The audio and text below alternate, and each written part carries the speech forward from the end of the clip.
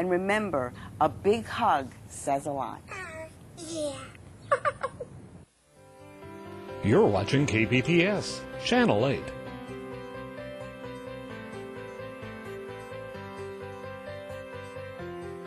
Production and broadcast costs for Sedgwick County Commission meetings have been underwritten by Sedgwick County. KPTS welcomes comments from the public on its broadcast of the County Commission hearings. Viewers are invited to write to County Commission Broadcast, KPTS, 320 West 21st Street, Wichita, Kansas, 67203.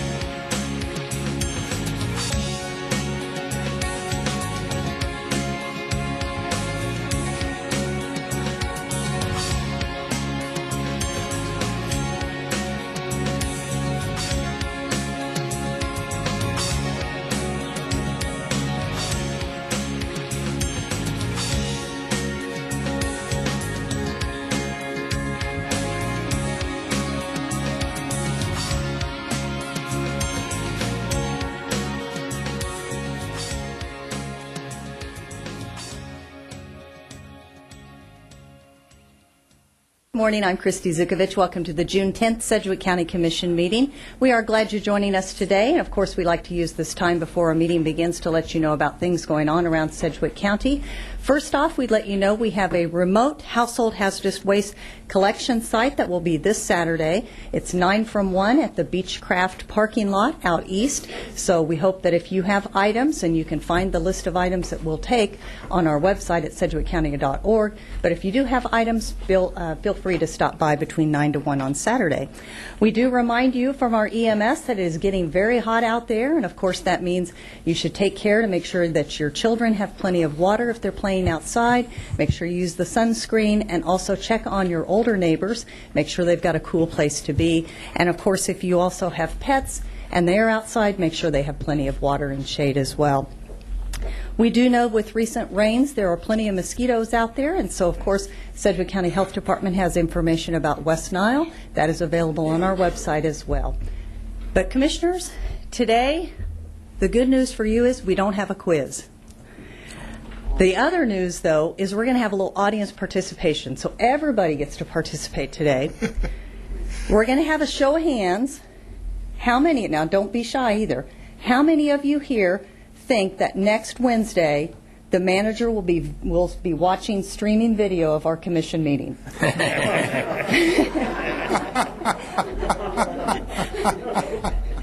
I don't think so either. So we have plenty of important things on our commission agenda this morning, but we also have one important item that we'll get to very shortly, and that is the retirement of our county manager, Bill Buchanan, after 24 years. So without further ado, I will turn it over to you, Chairman Ransaw. We can get things going this morning. Absolutely, Christy. Thank you very much. With that, I'll call to order the regular meeting of Board of Sedgwick County Commissioners for June 10th, 2015. Madam Clerk, first item. Invocation to be led by Pastor Rick Klein, Riverwalk Church of Christ. Please remain standing for the flag salute. Good morning, Commissioners. And I know I'm here to pray, but I also want to take just a moment to acknowledge Bill Buchanan and all my years in Wichita serving the church. I've had opportunity and privilege to work with him, especially on issues pertaining to our homeless population. Bill, I've always found you to be a listening ear, a caring heart, very compassionate, and appreciate so much your leadership in that regard, as well as all the other ways you have moved this county to a better place. I'm privileged to be able to pray today, your last meeting here. So thank you. Let's pray. Gracious God, maker of all things, the one in whom we live, move, and have our existence, we do take this brief moment today to acknowledge your power and your grace, your strength and your mercy, your majesty, your kindness. We're humbled by the thought that the one who created all things longs for a personal relationship with his human creation. Lord, you have created us in your image, giving us this incredible capacity for thinking, reasoning, caring, and creating. Today, I'm especially grateful for the leadership of Mr. Buchanan. He has matched this divine image with knowledge and training, and skills and passion and experience to lead our county into a much better place. I'm grateful for opportunities I've had to work with him, where I've been influenced by his spirit of compassion and his strength of leadership. And I know that's true for so many others in our community. In addition, we're thankful for all of those who serve the citizens of our county with equal passion, enthusiasm, and dedication. And Lord, I ask your blessing today over this meeting.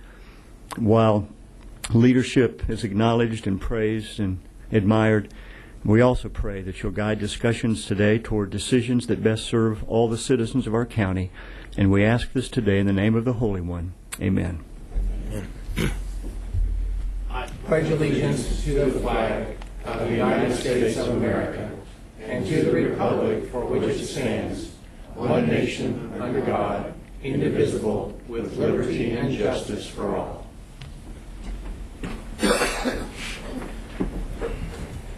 Next item, please. Roll call. Commissioner Unruh.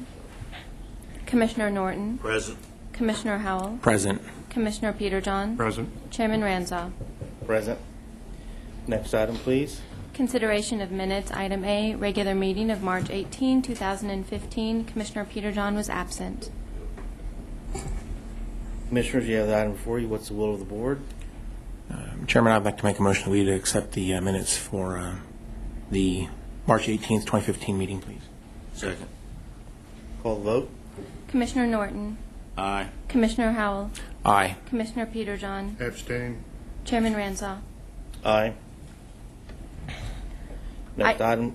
Item B, regular meeting of April 1, 2015. All commissioners were present. Mr. Chairman, I make the motion we accept the regular meeting minutes of April 1st, April 8th, and April 22nd, all at the same time. Second. Call the vote, please. Commissioner Norton. Aye. Commissioner Howell. Aye. Commissioner Peterjohn. Aye. Chairman Ranzau. Aye. Next item, please. Retirements. Item E, presentation of retirement clock to William P. Buchanan.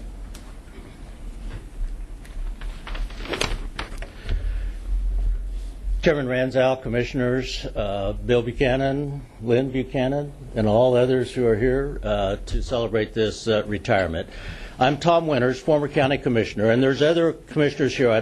Former commissioners, I would like to come forward and stand up here with Bill and myself. Mark Schroeder, Lucy Burtnett, Bill Hancock, and Kelly Parks.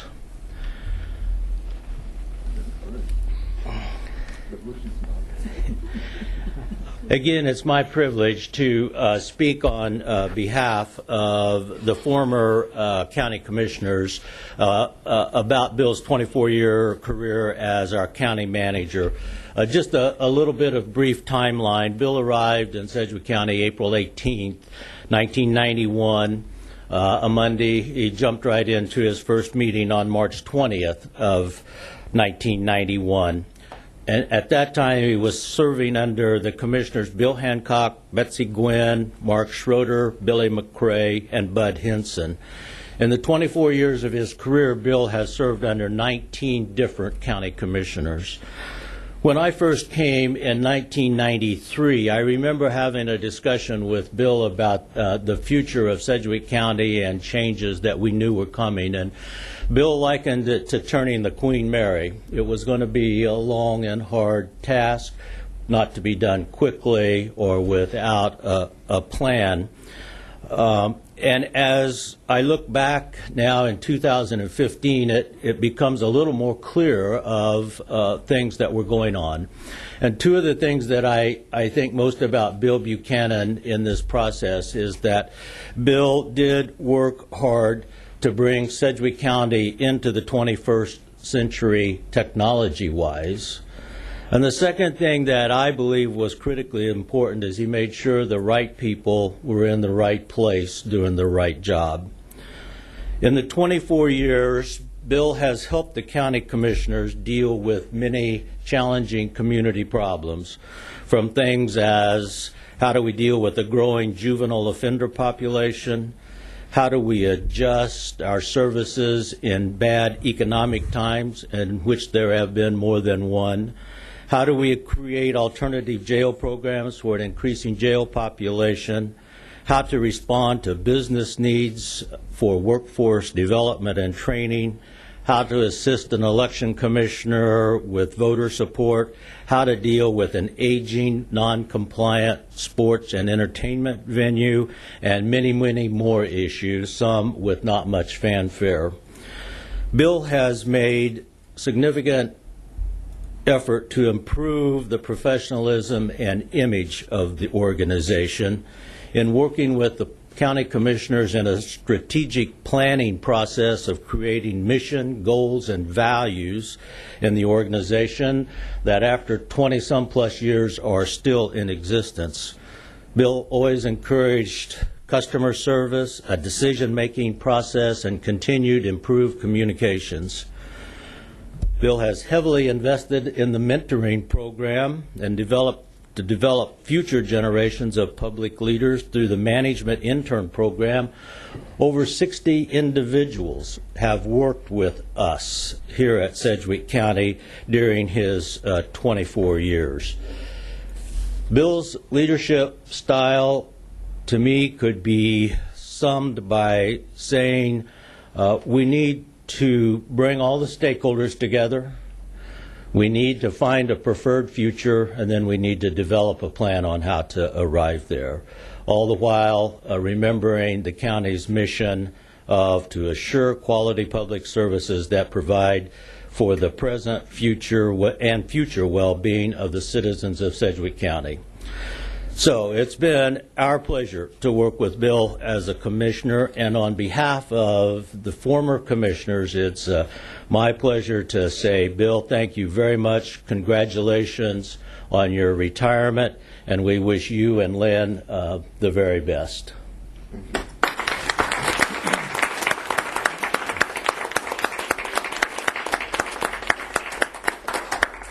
Christy is here and does have a letter from ICMA that just arrived. Commissioners, I'll read this for you. It is from ICMA.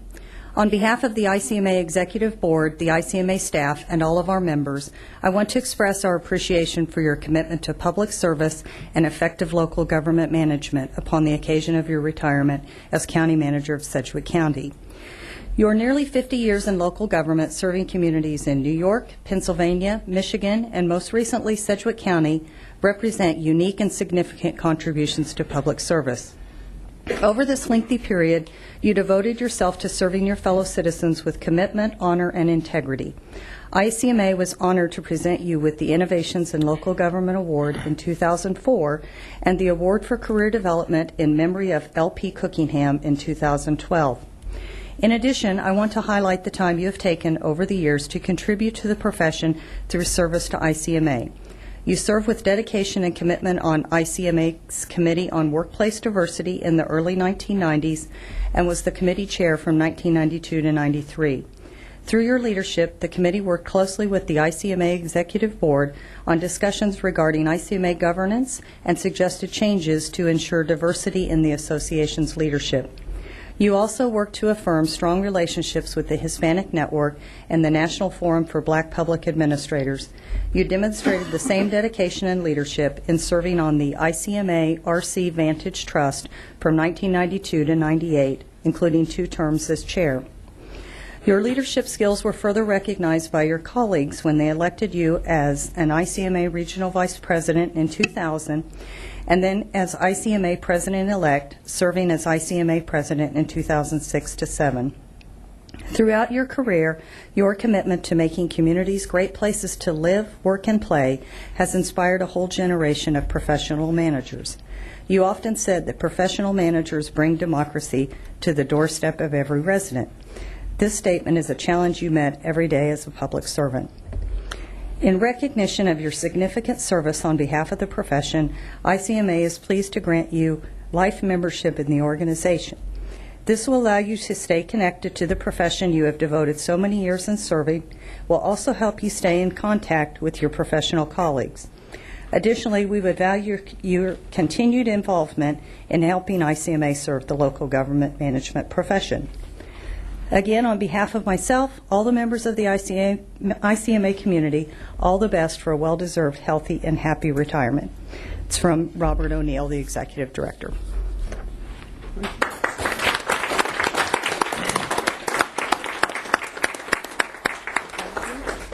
Commissioners, we have a short video we'd like to share at this point.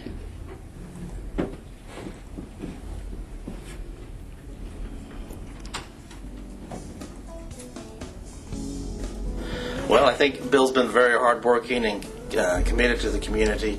He should be applauded for all his hard work and effort he's put in for 24 years.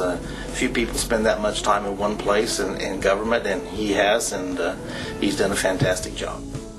No, Bill's contribution here in Sedgwick County is such that any county manager whose tenure in that position stretches to almost a quarter of a century.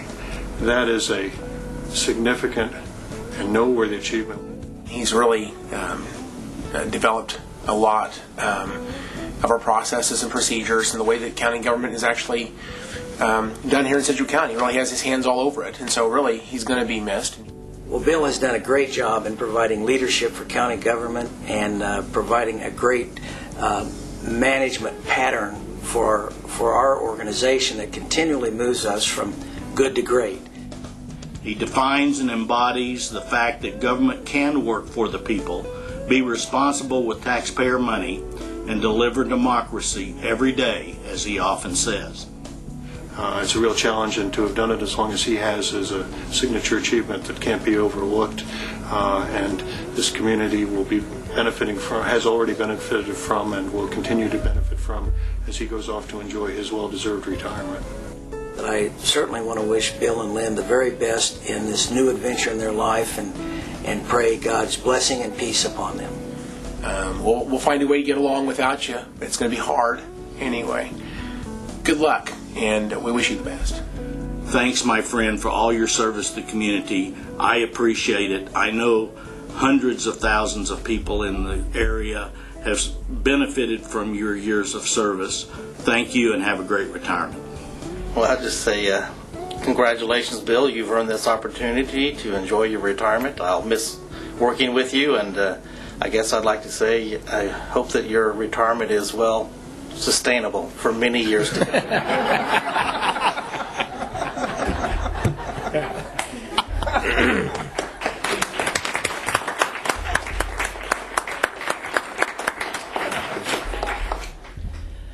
Well, Bill, I want to congratulate you and thank you again on behalf of the county commissioners, past and present, as well as the community. You put 24 effortful years of service into the county. I wish I had more to give you, but all I have is this clock. But sincerely, thank you very much for all your service. Congratulations and good luck in your retirement. Thank you so much. Thank you.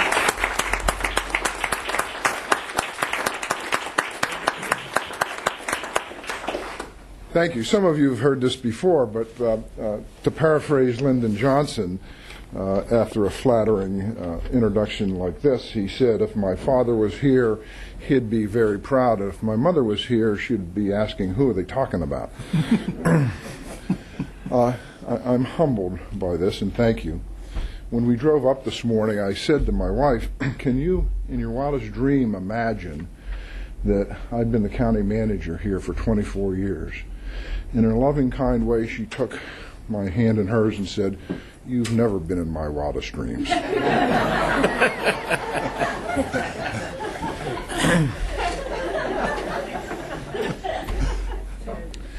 It is because of her that this career has been so easy. So thank you, sweetie. You made it easy. You took care of me. You took care of the family. And you made it possible. You made it easy. And so we're going to move on to the next phase of our life. And Tom Winters talked about all those things that occurred. And I would remind you that the old adage is, failure's an orphan and success has 1,000 parents. And all those things he talked about was through the good efforts of our staff, our good efforts of elected officials, of our good efforts of citizens participating. And so it was, and that's how Sedgwick County does business, in this team kind of effort. And I'm thankful for that. I'm thankful for the 77 elected and appointed officials who've been my bosses at some point along the line. I'm particularly thankful for the 19 who were here in Sedgwick County and for the brilliance of Bill Hancock and Mark Schroeder who hired me. I mean, brilliant. Thank you for, and Commissioner Unruh, for the last several years. We have disagreed, but you have done it with grace and dignity and civility and respect. And for that, I am always thankful. And thank you for that. Couldn't have been done this without the senior staff that works for us. Chris Cronus and Ron Holt and Tim Kaufman and Eileen McNichol, David Miller, and especially Christy Zukovich have gone out of their way to help this county, out of this way to make me look good, and out of the way to keep me out of disaster. The budget teams over the past several years, led by Renfang Ma and David Miller, and now Lindsay, with Chris Cronus' help, has put us in a financial position to be the highest rated bond rating in the country. They did all the heavy lifting with the budgeteers, and thankful for them. I'm grateful for my office mates and the employees of Sedgwick County who we've got to do lots of great and wonderful things, and I will miss them, and I will miss this work. But if I may finish with a little paraphrase of King Lear that I really like. We are looking forward to the next adventure in our lives. And King Lear, and to paraphrase him, it is my intent to rid all cares and business from my life, to confer them to someone else, while not burdened, move towards the next phase of my life. Thank you.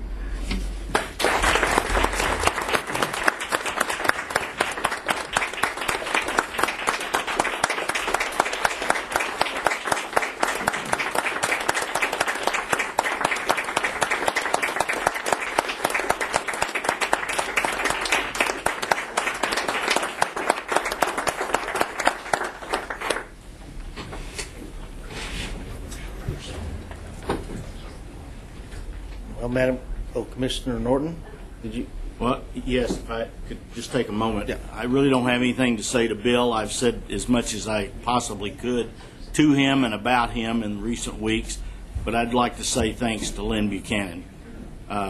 She's been a good friend, a good friend to my wife, and anybody that's been in public service knows that the spouses work very hard, bear the burden, have to understand the issues, and have to smile a lot when maybe they really don't want to.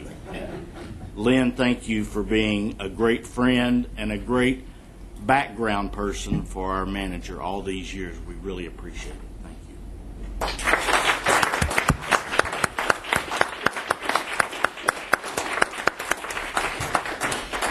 you. All right, next item, please. Citizen inquiries, item F, request to address the Board of County Commissioners regarding neighborhood conditions. Commissioners, he has notified us that he is unable to attend today's meeting, so we need to just defer that item. I'll make a motion we defer item F. Second. Madam Clerk, call the vote. Commissioner Norton. Aye. Commissioner Howell. Aye. Commissioner Peterjohn. Aye. Chairman Ranzau. Aye. Next item, please. Appointments, item G, resolution appointing Max Weedle to the newly reestablished Sedgwick County Board of Zoning Appeals. Commissioners, Mike Bethune, Acting County Councilor. You have a 4-year resolution appointing Mr. Weddle to the Commissioner Peter John's appointment to the newly established Board of Zoning Appeals. The resolution's in proper form, and we'd ask that you approve the resolution. Mr. Chairman, I'd like to make a motion. We would move G and H, items G and H together, and appoint both Max Weddle and Douglas Kudelik to the same Board of BZA, Board of Zoning Appeals. Second. Madam Clerk, call the vote. Commissioner Norton. Aye. Commissioner Howell. Aye. Commissioner Peterjohn. Aye. Chairman Ranzau. Aye. Next item, please. Oh, wait. Wait, they're actually in present. Oh, sorry, we do have, let's swear them in. Yes, good morning, Commissioner. Max. I do solemnly swear that I will support the Constitution of the United States, the Constitution of the State of Kansas, and faithfully discharge the duties of the office of Sedgwick County Fire Code Board of Appeals, so help me God. Fire code? Is that what we got? Which one? It says the BZA. The BZA. BZA. So help me out. All right, we'll get that corrected. Thank you, Mr. Peterjohn, for appointing me, and I look forward to serving. And since everybody else has given Buchanan a little bit of I got a story to tell you. It's real short. In the 90s, we drew an airplane from Mitsubishi. And the Japanese sleep when we're awake and vice versa. So we communicated by faxes. And we learned pretty early on that when they were pleased with us, they would sign them best regards. When they weren't pleased, they just say regards. And to you, sir, I say best regards. Thank you. Thank you. And we do got the other one here with us. And it is correct. All right. I solemnly swear that I will affirm that I will support the Constitution of the United States, the Constitution of the State of Kansas, and faithfully discharge the duties of the office of Sedgwick County Board of Zoning Appeals, so help me God. I will. Congratulations. All right. Have anything to say? No. Okay. Thank you both for the willingness to serve. Commissioner Peterjohn, did you have anything to say? Oh, I was just going to thank Mr. Weddle for being willing to serve in this capacity as a volunteer, and of course I'd also extend those wishes to everyone else who we have here today and those who aren't present who are willing to volunteer their time in the service of this county. Thank you. Next item, please. Item I, resolution appointing James L. Gulick Sr. to the Sedgwick County Advisory Council on Aging. Commissioners, Mike Bethune, Acting County Councilor. Both items I and J are two of Commissioner Howell's appointments to the Sedgwick County Advisory Council on Aging, Mr. James L. Gulick, and item J would be Mr. Jim Burgess. Ask that both resolutions are in proper form and ask that you approve the resolution. Mr. Chairman, I would like to make a motion. We would adopt the resolutions appointing James Gulick and Jim Burgess to the Advisory Council on Aging. Second. Call the vote, please. Commissioner Norton. Aye. Commissioner Howell. Aye. Commissioner Peterjohn. Aye. Chairman Ranzau. Aye.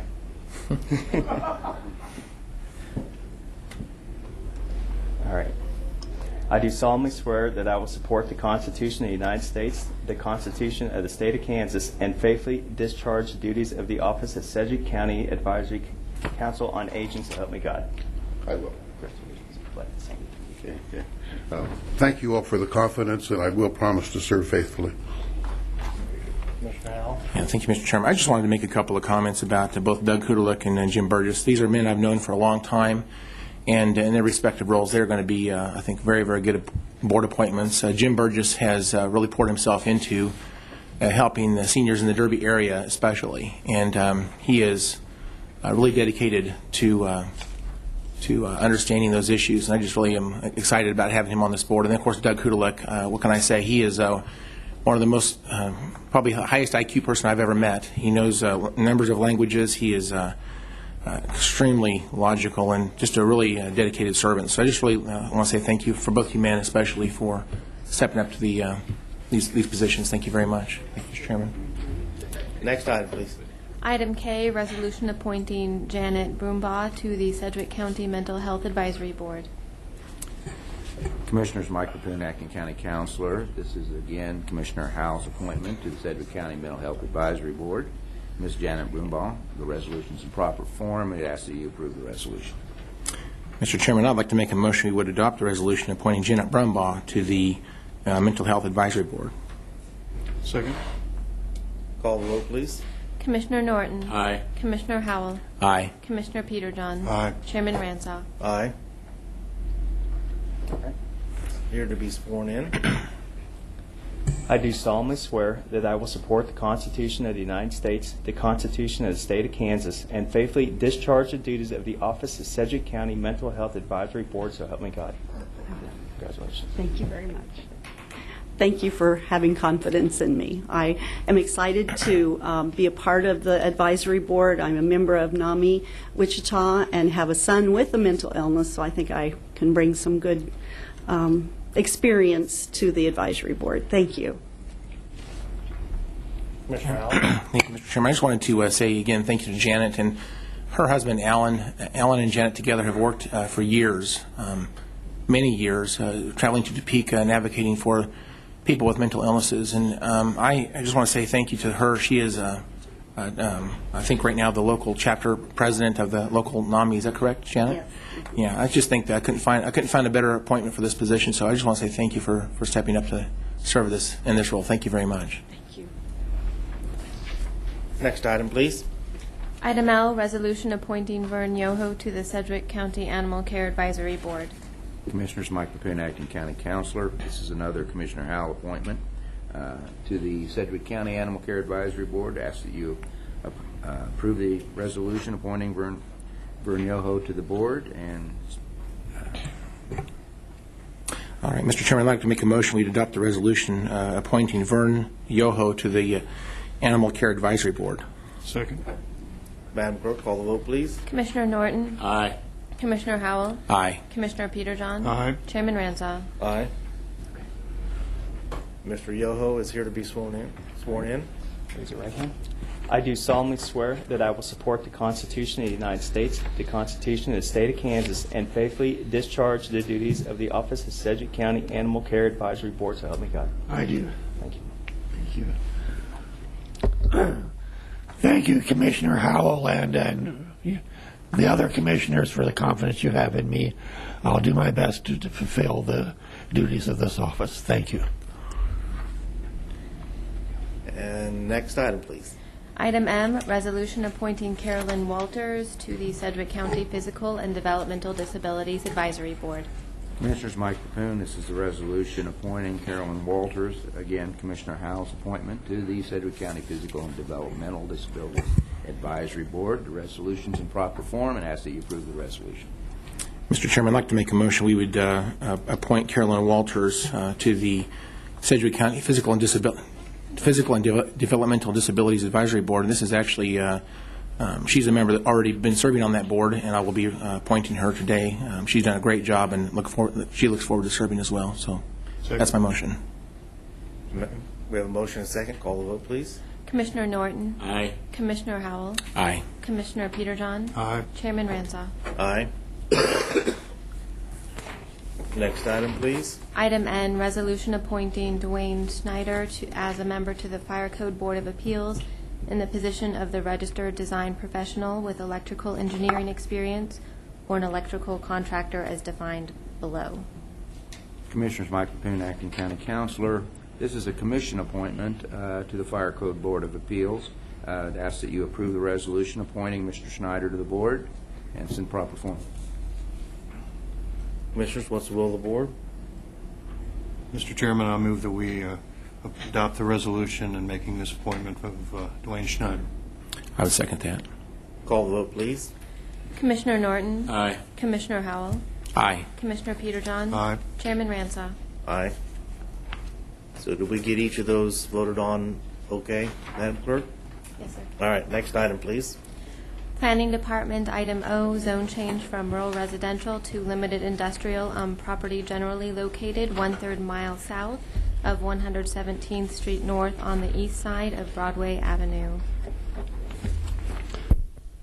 Dale Miller, planning staff. John Schlegel's out of the office this week, so I'm pinch hitting for him. This is a request, as she indicated, for a zone change from rural residential to limited industrial on the area that's outlined in black with the arrow pointing to it on the east side of Broadway there. This is the site where Ditch Witch has been for a long time.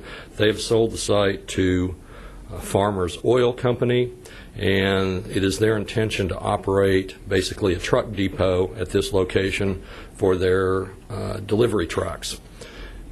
And as you can see, all of the area around it is zoned rural residential except for the area immediately north, and it is zoned limited industrial, which is the request that's before you today. There's the aerial of the site. The property to the north is a area where they refurbish pallets. Otherwise, all the other property in the area to the east and the south and the west and further north is agricultural or farmsteads. This is looking at the site from the southwest corner of the application area, looking to the northwest on one of the buildings that exist on the site. Further look to the north, you can see some of the truck trailers that are parked on the site today.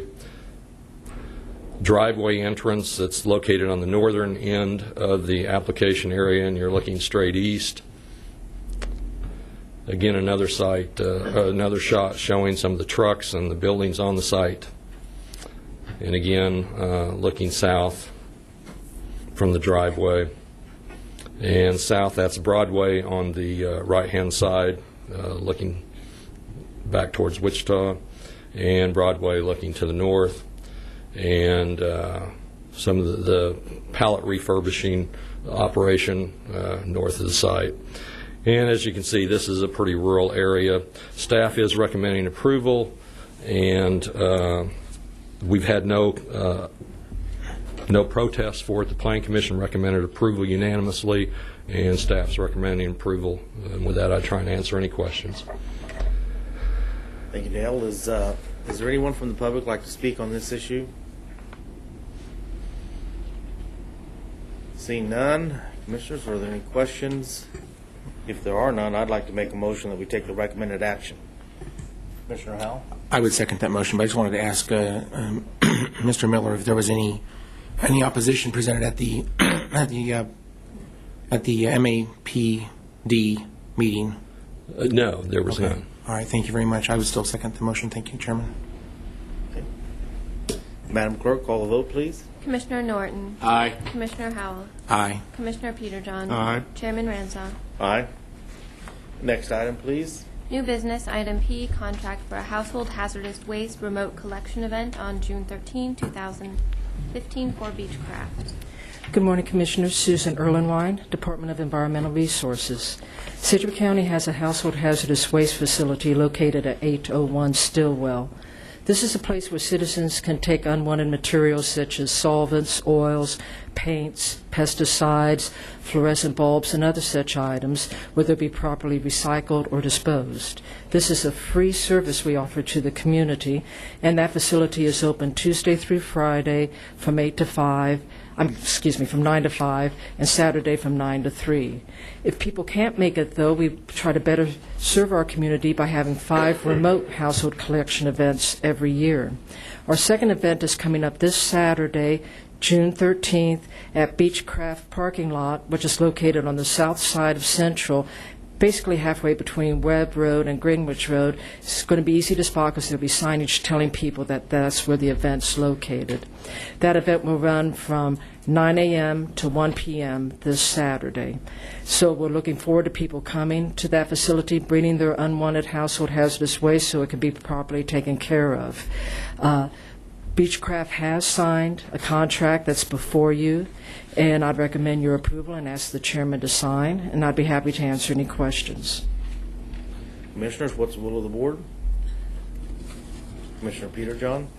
Well, Mr. Chairman, I'll make a motion that we approve the contract, but I do have a question. Sure. Have we ever held an event at this site before?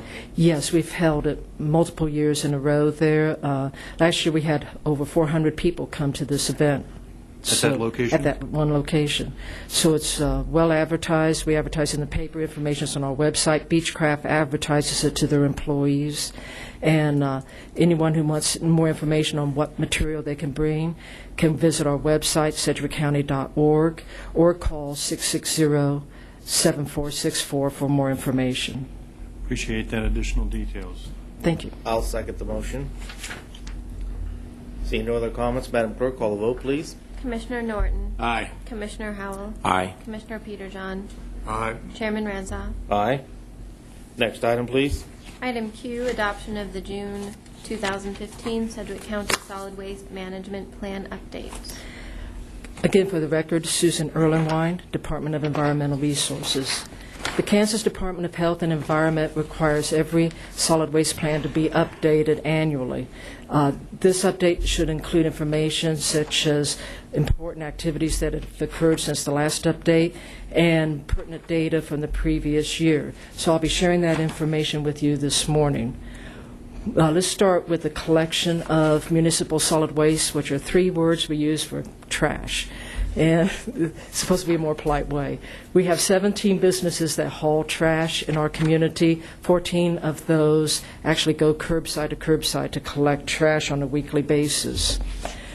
Since 2008, the county has had wording in our solid waste plan that says that we expect all cities in the county to have a contract or franchise in place by, and the most recent date is January 1st, 2016. Since that date is coming up soon, this is appropriate time to review that wording. We also had in there that we recommend that volume-based trash rates and single-stream recycling is included in those contracts. What volume-based means is that some people produce more trash than others, but yet they pay the same price at this point. Volume-based would say apply 2 different cart sizes and charge less for the smaller cart size for those who produce less trash. The reason this was in the plan was because it's more efficient for one company to go down a road and pick up every house on the block. It takes less time, less fuel. Added services such as the curbside recycling and volume-based rates can be put in a contract. Lower costs to residents. Different cities have done surveys before they had contracts in place and after, and the prices have been cut in half with more services. There's less traffic, and that increase in recycling is important. But this has been going on since 2008. And 14 of the cities in the county have had a franchise or contract, and 6 do not. So when looking at revisiting this, it's been recommended that we change the language in the solid waste plan to saying that over the past 5 years, the work of local businesses and citizens have resulted in a decrease in solid waste and an increase in recycling. County leaders support this trend and encourage these free markets efforts. Sedgwick County expects cities in the county to adopt a free market approach to solid waste disposal in lieu of having a contract or franchise for solid waste services. This encourages the entrepreneurial spirit and empowers citizens to make their own decisions in regards to solid waste disposal. So that's a change from previous plans, and we can discuss that at the end of my presentation if you wish, or at this point. Okay. Looking at the amount of solid waste that's been produced in 2014, is over 387,000 tons received at the 2 privately owned transfer stations. This is a 3.1% decrease from 2013, which is great. It shows that people are producing less. Now, we can look at it this way as the amount of trash that goes to the transfer stations, and you can see in a graph how that has changed, especially the last 3 years, the decline that's been occurring on this graph. But we can also look at it as how many pounds per person per day is being produced, so we take into account fluctuation of population. Again, you can see we're down to 4.24 pounds of trash per person per day in our community. And this is actually right under the national numbers. So we're doing very good in our community in reducing our amount of trash. Recycling is also important. There are 5 recycling facilities that receive materials to sort and send out to the appropriate facilities for recycling. This is actually a big increase from the previous years, a 16% increase from 2013 to 2014. And this graph shows a steady increase in recycling for the last 5 years in our community. So that's good. We're producing less trash and recycling more. We also have composting facilities. Brooks Landfill reported receiving 521 tons of material for composting. Evergreen Recycle, which is up on 53rd Street North, received over 19,000 tons of material for composting or pallet construction. And some small cities in our community have areas where citizens can bring yard waste or limb waste for chipping or composting, and then that material is free for those citizens to pick up later. State also requires us to look at specific waste that we have in our community, and that includes many materials, and I'll be going over some of those. Let's start with household hazardous waste. We received at our facility at 801 Stillwell over 1 million pounds of materials from over 21,700 participants in 2014. So it's a well-used facility.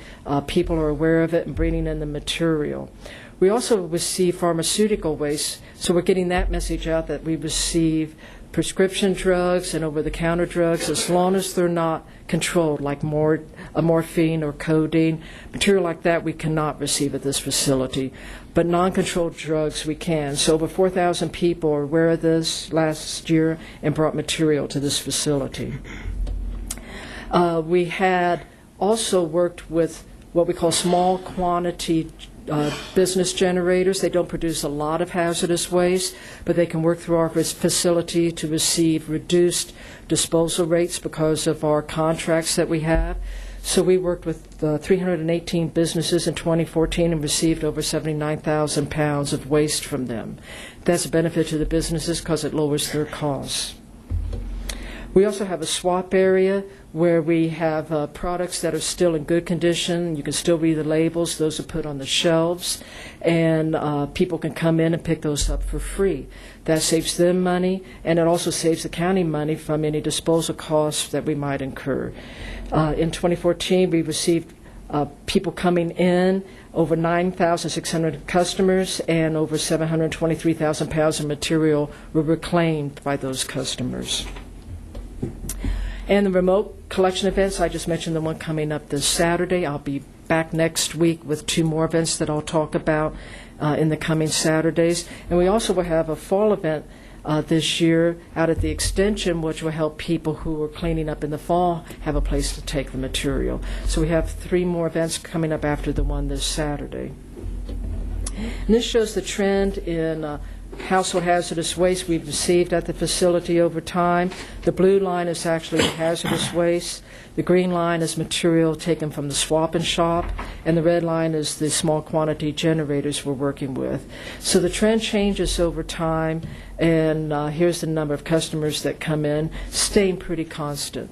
So we like working with the public and want to get the word out that this facility is available. Another thing we have under specific waste that the state wants reports on is construction and demolition materials. This includes materials such as drywall, 2x4s, carpeting, shingles. Unfortunately, it also includes materials such as caulking, paints, solvents, leftover material from the construction process. We have 2 construction and demolition landfills in our community, Brooks Landfill and CDR North. Brooks Landfill recently announced that they have 50 years of life left in their facilities, so we have plenty of capacity for this material. In 2014, these 2 facilities reported over 174,000 tons of construction material coming there, which is a 12.5% decrease from 2013.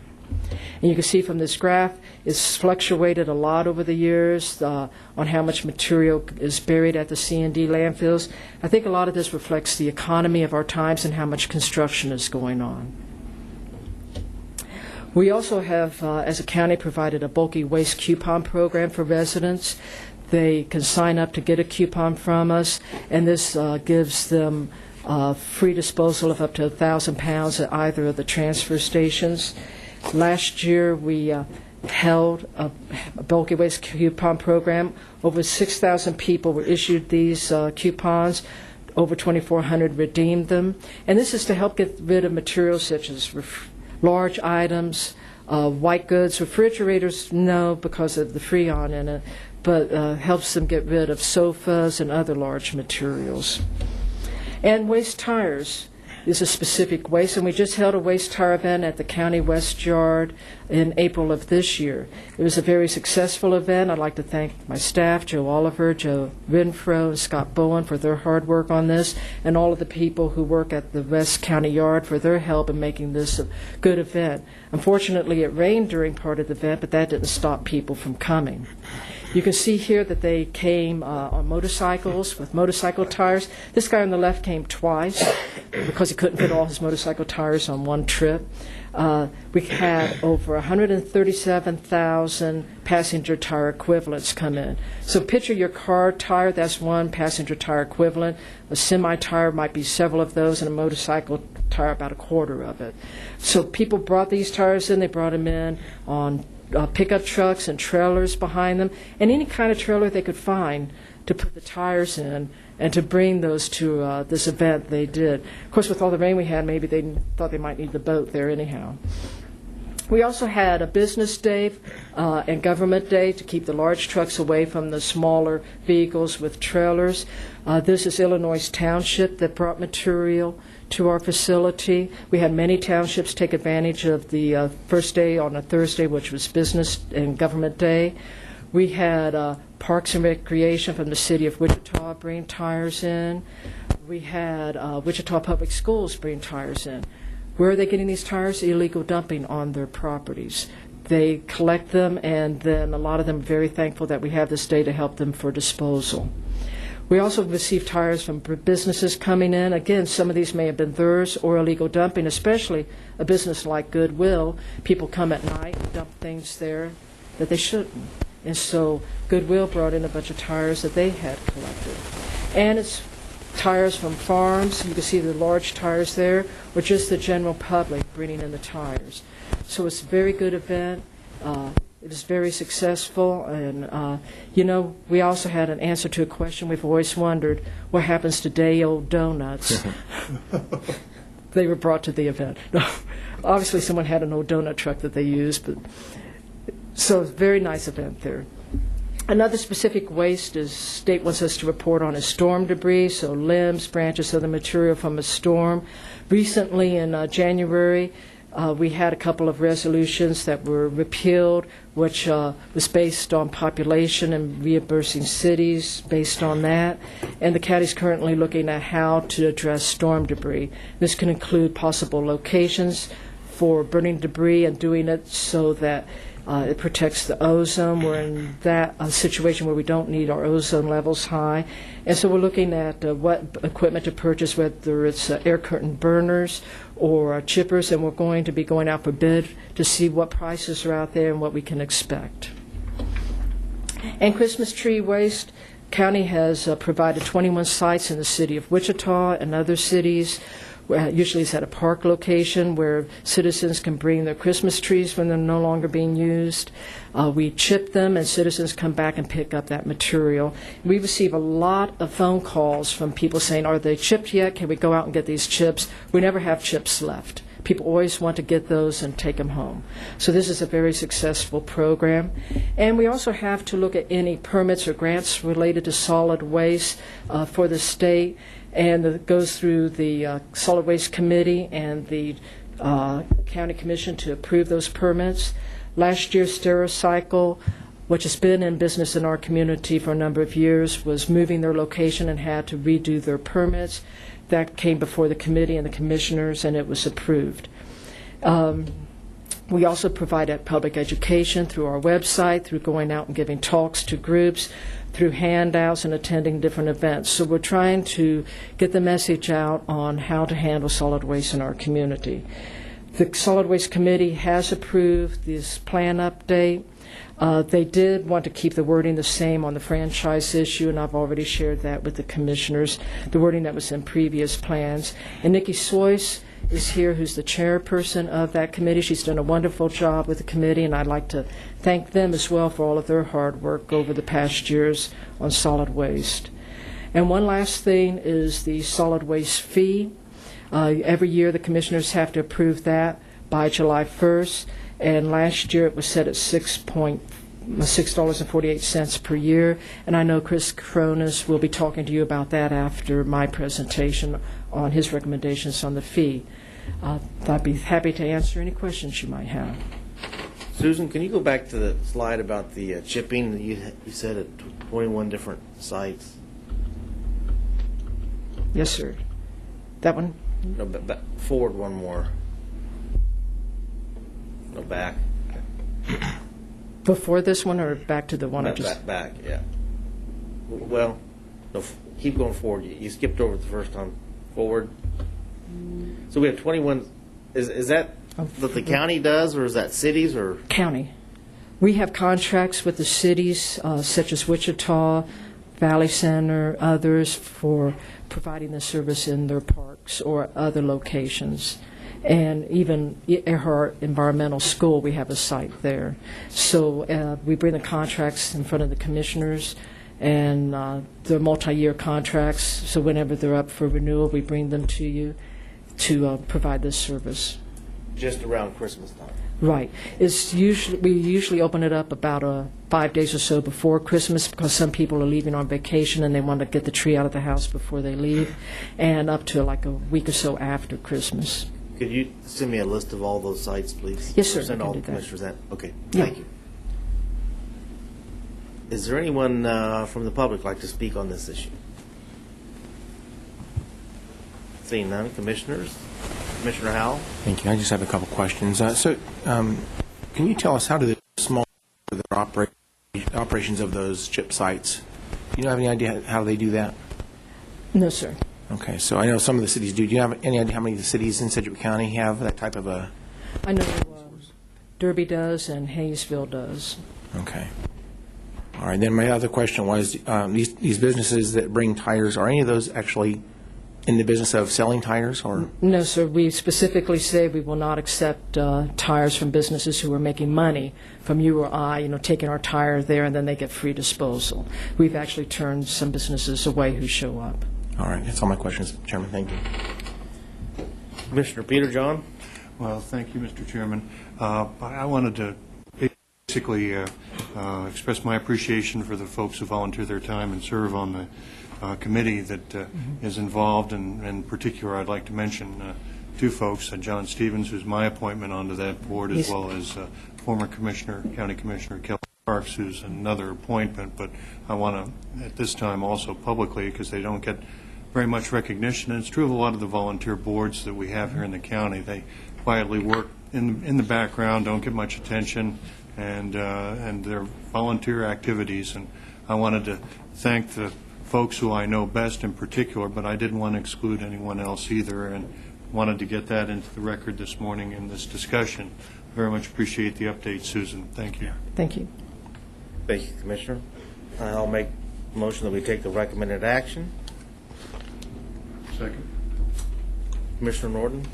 I will vote for the solid waste plan, but I did have some issues with some of the change in the franchising, encouraging franchising. I know we didn't like the word expect, but I thought there was even some softer language that still encouraged it. And then kind of our direction on storm debris. I've had incidences over my long tenure in public service where some help on storm debris, some funding at those critical times for small cities and other entities has been very important. I think the language starts to take us another way. It is the language of the solid waste plan. It's gone through the committee. So I'll be supportive today, but I encourage us to continue to look at those couple of places to maybe soften our language and maybe revisit what we think about the storm debris, because it is important. It helps at a very critical time in the life of a municipality or a township or unincorporated area when they are looking for funds to get themselves back on their feet and to take care of their citizens. So I will be supporting today, but I did want to get that on the record. Commissioner Peter John. Well, thank you, Mr. Chairman. I wanted to just throw out one other comment, and it's more for planning purposes down the line, especially since we're in transition. The 5 remote household hazardous waste events that we hold each year. When we get done with that towards the end of the year, Susan, I'd really appreciate it if you'd come back before us and give us an update on how those events went and how they compared to how we had been in the previous year in terms of the volume of folks and the amount of material that was turned in. Because I think, as you said, these are the tire events and some of the other events we've had for various forms of waste have been very popular and well received by folks in the community. But I would like to get an update in terms of how things went this year compared to last year. I'll be glad to. The last one's beginning of November, so I'll be here after that to let you know how they all went. Okay. Thank you. Commissioner Howell. Thank you, Mr. Chairman. I just wanted to say thank you for the good report. Overall, I think this is a very positive report, and I think you're doing a great job. I just want to say thank you for developing this and presenting it today. Overall, I think Sedgwick County is doing a really good job in this area, so I just want to say I appreciate what you're doing by leading this effort. Thank you. Okay, thank you. Okay, thank you, Commissioners. Call the vote. Commissioner Norton. Aye. Commissioner Howell. Aye. Commissioner Peterjohn. Aye. Chairman Ranzo. Aye. Thank you. Next item. Thank you, Susan. Item R, adoption of a resolution establishing solid waste fees for 2016. Good morning, Commissioners. I'm Chris Cronus, your Chief Financial Officer. Since the year 2000, Sedgwick County has imposed solid waste fees to provide partial funding for the various programs that Susan just described for you. State law provides that if a county chooses to impose a solid waste fee, it must do so before July 1st for a fee that is to be effective the following calendar year. And so the action that's before you today imposes the solid waste fee for 2016. That fee, should you approve it, will be added to property tax bills because that is the collection method that we use. The fee that we impose varies according to property classifications. Residential property owners pay a fixed amount per dwelling unit, and commercial and industrial properties pay variable rates based on the waste generation characteristics of the particular businesses. For 2016, the fees that are contained in the resolution that's before you are $4.88 for residential parcels, that's each dwelling unit. And for commercial and industrial parcels, there are 5 different rates. Tier 1 is $3.44 per parcel. Tier 2 is $4.58 per parcel. Tier 3 is $5.73 per parcel. Tier 4 is $6.87 per parcel. And Tier 5, which is the large malls, is $4.58 times the number of tenant spaces, the number of businesses that are located on a single parcel. Those fees, should you adopt them, are expected to produce approximately $1,140,000 in 2016, which, when added to funding that we anticipate from transfer station tonnage fees, C&D landfill licensing fees, and available cash from prior years, will fund the 2016 proposed budget for the solid waste program. If you have any questions, I'd be happy to try and answer them. If you don't have any questions, then I would recommend that you adopt the resolution that's before you. Commissioner Howell.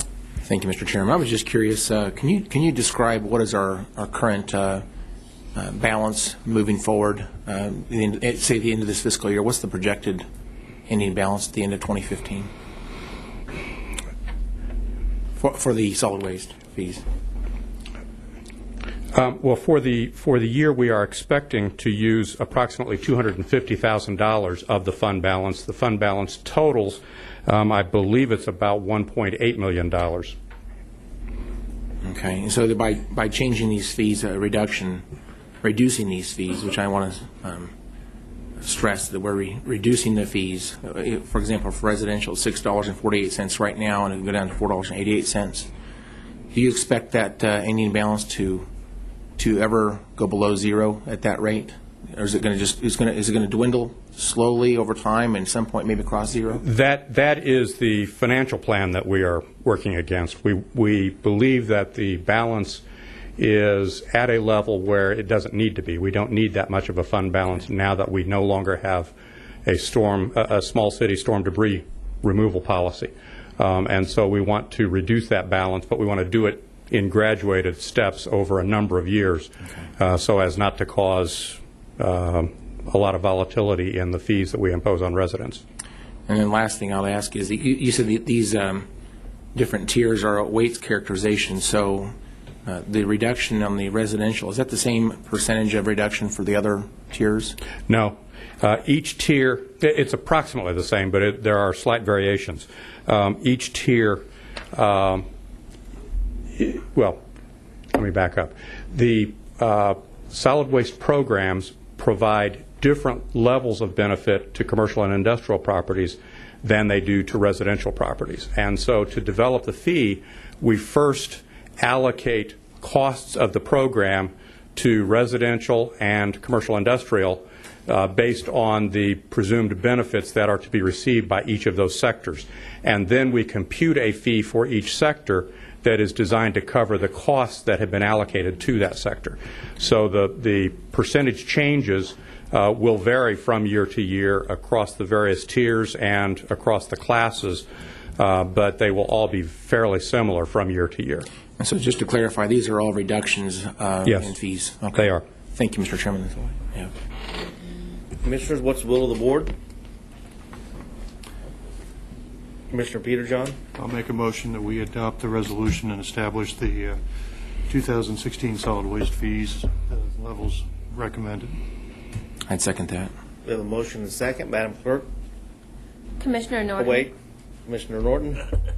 I'm going to be supportive today. I still have a little bit of an issue with not with reducing it, because it's ebb and flowed. It's been like a roller coaster ride over the years. Some years it's up a little bit to fill up the fund. Sometimes it's down as we get too much of a fund.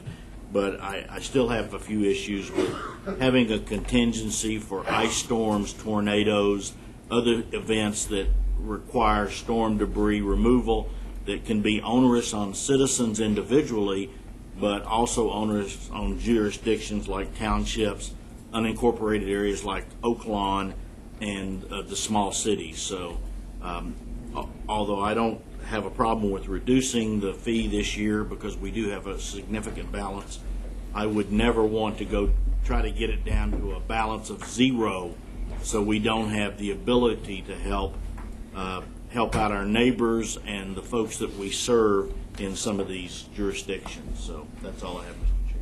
Thank you. Madam Clerk, call the vote. Commissioner Norton. Aye. Commissioner Howell. Aye. Commissioner Peterjohn. Aye. Chairman Ransah. Aye. Thank you. Next item, please. Item S, a resolution authorizing the transfer and use of monies from the Register of Deeds Technology Fund pursuant to KSA 28-115A. Good morning, Commissioners. My name is Bill Meek. I'm the Register of Deeds for Sedgwick County.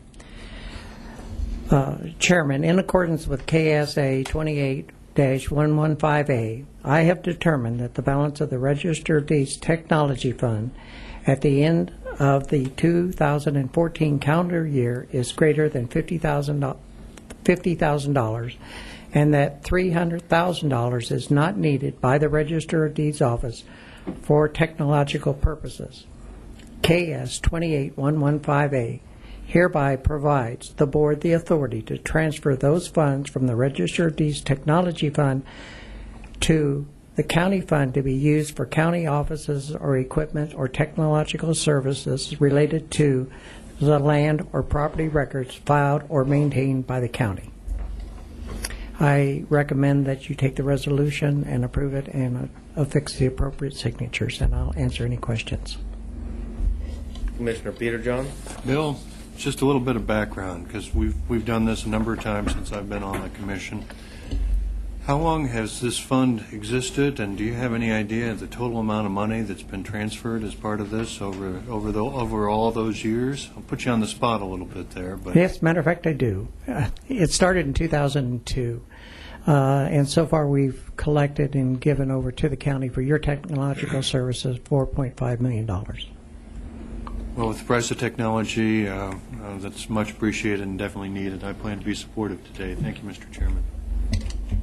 Thank you. Commissioner Howell? Thank you, Mr. Chairman. I'm just curious if staff or anybody can describe the types of places where this money would be able to be used. In other words, it says very specifically must be used to fund other county offices for equipment or technological services relating to the land or property records filed or maintained by the county. So that is a limited scope in the way this money could be used. Is that correct?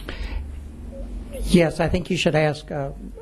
Hi, Lindsay. All right. Ask her. Okay. Well, Commissioners, Lindsay Perso, Budget Director. For the last few years, some examples of what we've used the funds for: the land system, or the tax system maintenance, along with a digital oblique imagery study that was done by the appraiser's office, and then the county clerk has used that to do some scanning projects. Thank you, Lindsay. That's all I have. Thank you, Mr. Chairman. Commissioners, what's the will of the board? Chairman, I'll move that we adopt the resolution and authorize the chairman to sign this transfer of funds from the Register of Deeds Technology Fund pursuant to state statute. I second that. We have a motion and a second. Madam Clerk, call the vote, please. Commissioner Norton. Aye. Commissioner Howell. Aye. Commissioner Peterjohn. Aye. Chairman Ranza. Aye. Thank you. Thank you, Bill. Next item, please. Item T, approval of a resolution amending and authorizing Sedgwick County Department of Corrections, Community Corrections, Adult Intensive Supervision Program to increase fees for services. Good morning, Commissioners. I'm Stephen Stonehouse from the Department of Corrections. I'm presenting this morning for Mark Masterson, who's out of town. Community Corrections is a mandated program in the state correctional system. Operational funding is provided through an annual operating grant by the Kansas Department of Corrections.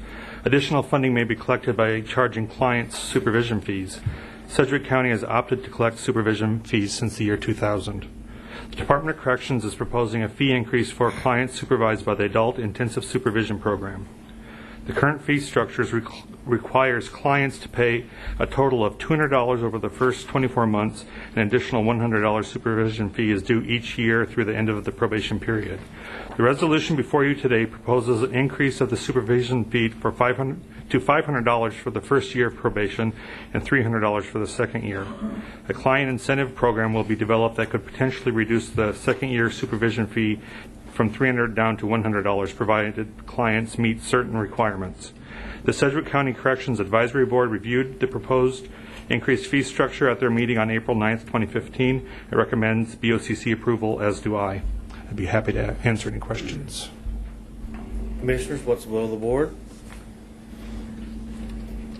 Commissioner Peterjohn? Mr. Chairman, I'm going to make a motion that we adopt the resolution and authorize the chairman to sign. I'll second that motion. Madam Clerk, call the vote. Commissioner Norton. Aye. Commissioner Howell. Aye. Commissioner Peterjohn. Aye. Chairman Ranza. Aye. Thank you very much. Next item, please. Item U, a resolution to amend the Wichita-Sedgwick County Unified Building and Trade Code. Good morning, Chairman and Commission. Tom Stolz, Director of Metropolitan Area Building and Construction Department, for the record. As you are aware, we are now in our third year of the merger between the City of Wichita and Sedgwick County Code Departments. As we have progressed with this consolidation, staff has worked hard to meet with and listen to the building and trade professionals that work inside of this community. From the onset, as we revised the mission statement for the consolidated department, we stressed the pillars of public safety, fairness and equitable treatment regarding code enforcement, and do all of this within an atmosphere of customer service and partnership. During many of our sessions with builders, architects, contractors, and other professionals, a common theme asking for consistency kept coming up. We heard historical, anecdotal stories of code inspectors and even directors requiring standards that were not specifically mentioned in adopted codes. After these discussions and with staff input, we immediately adopted procedures to ensure that our plans examiners and our field inspectors would provide as consistent a work product as possible for the community.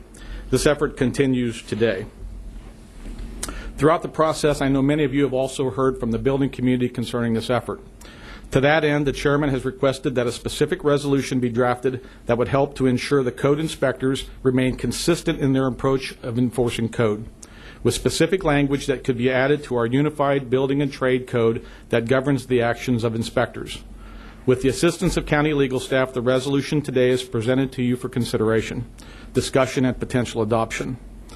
After review of the resolution language, I find it consistent with the policies that we have implemented over the last 2 years in our efforts to provide consistent and reliable code enforcement service to the community.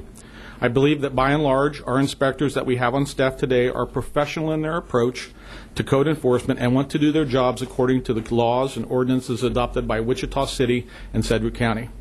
Staff recommends adoption of this resolution, and I would be glad to answer any questions at this time.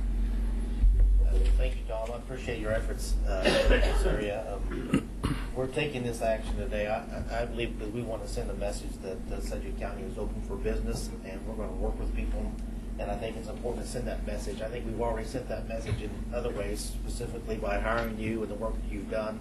I think we're sending that message and heading in the right direction, but as you know, there have been some instances in the past that code enforcement, both Sedgwick County and Wichita, have enforced things that aren't on the books, and I've had complaints from the building community about that, and that, of course, is not appropriate and is not acceptable. So, even though you can make an argument we shouldn't have to do this, I think it's important to have it in black and white so that not only the code enforcement officers know what their limitations are, but so the people in the community, homeowners, developers, have something in black and white that says, hey, if it's not in the code, you can't force me to do it, and it's right here, and if anyone tries to circumvent this or do something that's not in the code, I want to hear about it. So we're trying to send a message that we're going to work with people in the community. Regulations is a big issue that people have. They complain about too many regulations that are on the books, and that's bad enough as it is. But when you run across instances in which you have government workers enforcing regulations that don't even exist, that's even more troublesome. So that's what we're trying to do here, in addition to a series of things that we've done and working on, is to send the right message that Sedgwick County is open for business. I appreciate you working on this. And we did come up with some language that tweaked the original language here a little bit. So, Mr. Counselor, I'd like to make a motion. Could you give me some guidance on what the motion needs to be? Yes, I can, Mr. Chairman. Mike McPoon, Acting County Counselor. Sorry. You should have all received a memo yesterday from our office detailing some changes from the resolution that's in your agenda backup. The language, the substituted language, section 4.1F, limitation of code enforcement action, now reads, code enforcement officers will only enforce the provisions contained or incorporated within the Unified Building and Trade Code and required by state law. When the Unified Building and Trade Code and state law do not address an issue that is presented, the code enforcement officer shall give prerogative to such issues to the contractor or homeowner who is completing the work. We'd ask that you adopt the resolution with those changes this morning. Okay, I'll make the motion that we adopt the resolution with those indicated changes. I'll second. Any discussion from commissioners? Commissioner Norton? Once again, I'm going to be supportive of this. I think it's good language, but I'll make sure that we understand that when it comes to code enforcement, there are some gray areas sometimes where code enforcement officers go out and look at things because there's been a complaint from a neighbor or whatever, and they have to try to make some kind of determination if it fits neatly into a box and a statute and a regulation and an ordinance, and sometimes there are some gray areas there. In fact, over my tenure, from even when I was in municipal government, people get at odds with each other over things that have to do with upkeep of housing, all kinds of different things. And one man's trash is another man's treasure. There's all kinds of interpretations. my hat's off to our code enforcement guys and inspectors to try to figure that out sometimes. But I think this starts to tighten up the language, so maybe they're not in that position when it comes to those gray areas. But I would almost suspect that we'll still have gray areas where they try to interpret what the regulation says, because it doesn't cover every complaint, every situation, every manifestation that happens in our county.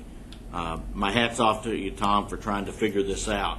But I know we put them in a precarious position to try to interpret the code sometimes when citizens are particularly embattled in a neighborhood over some issues. So just wanted to make sure we talked about that a little bit, but I'm going to be in favor of it. Thank you. Commissioner Peter John. Thank you, Mr. Chairman. I appreciate the hard work that's been done in MABCD, and I know with the transition that we're going through, having the changes that we're putting in here with the resolution we have in front of us today, but anything we can do to try and reduce the regulatory uncertainty and promote the idea that Sedgwick County is indeed open for business, I think is a real positive. So I also plan to be supportive today and view this as a significant step as to sending a message that Sedgwick County is indeed open for business. Thank you, Mr. Chairman.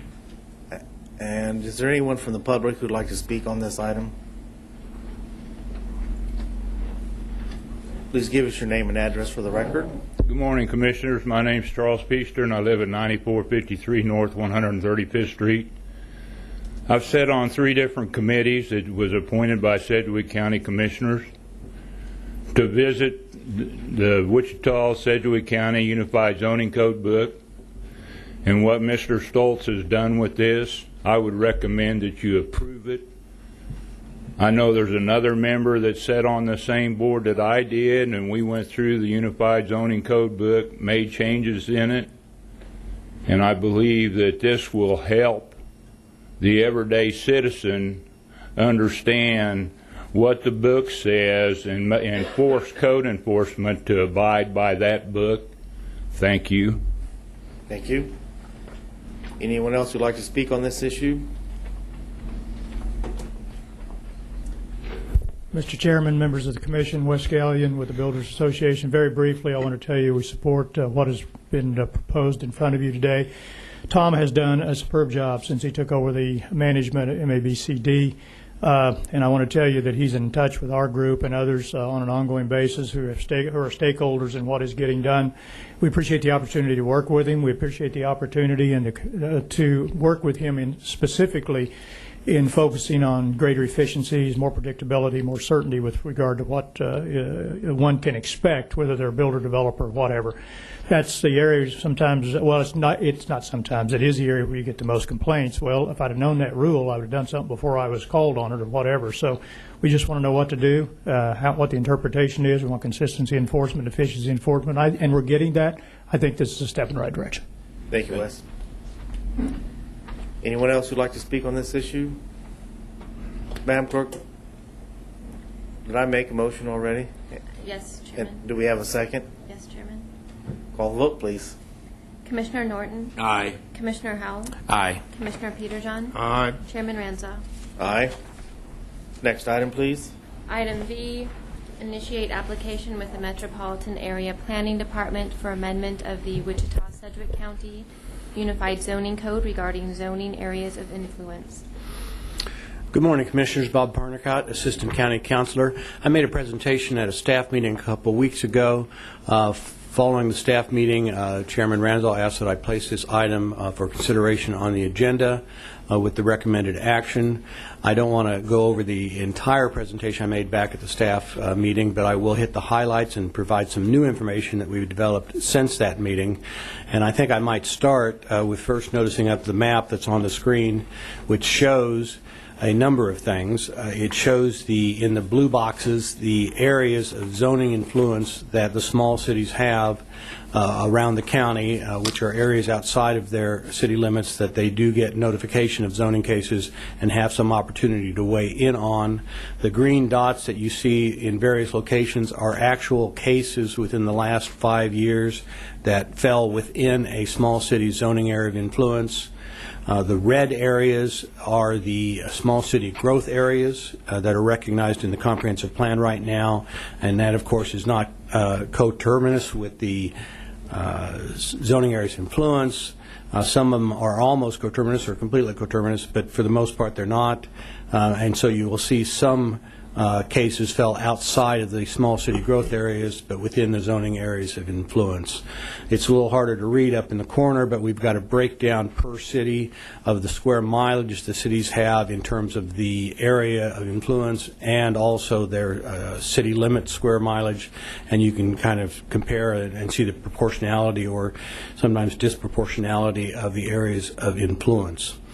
I might start with some new information that we've developed over the last couple of days. Dale Miller and I have talked about this, and I think I'll walk through the process for a zoning case, for a standard zoning case, not necessarily including a zoning area of influence matter, but we typically, we have a calendar that's adopted by the Planning Commission every year, and it sets out the dates. And so it sets out a application cutoff date.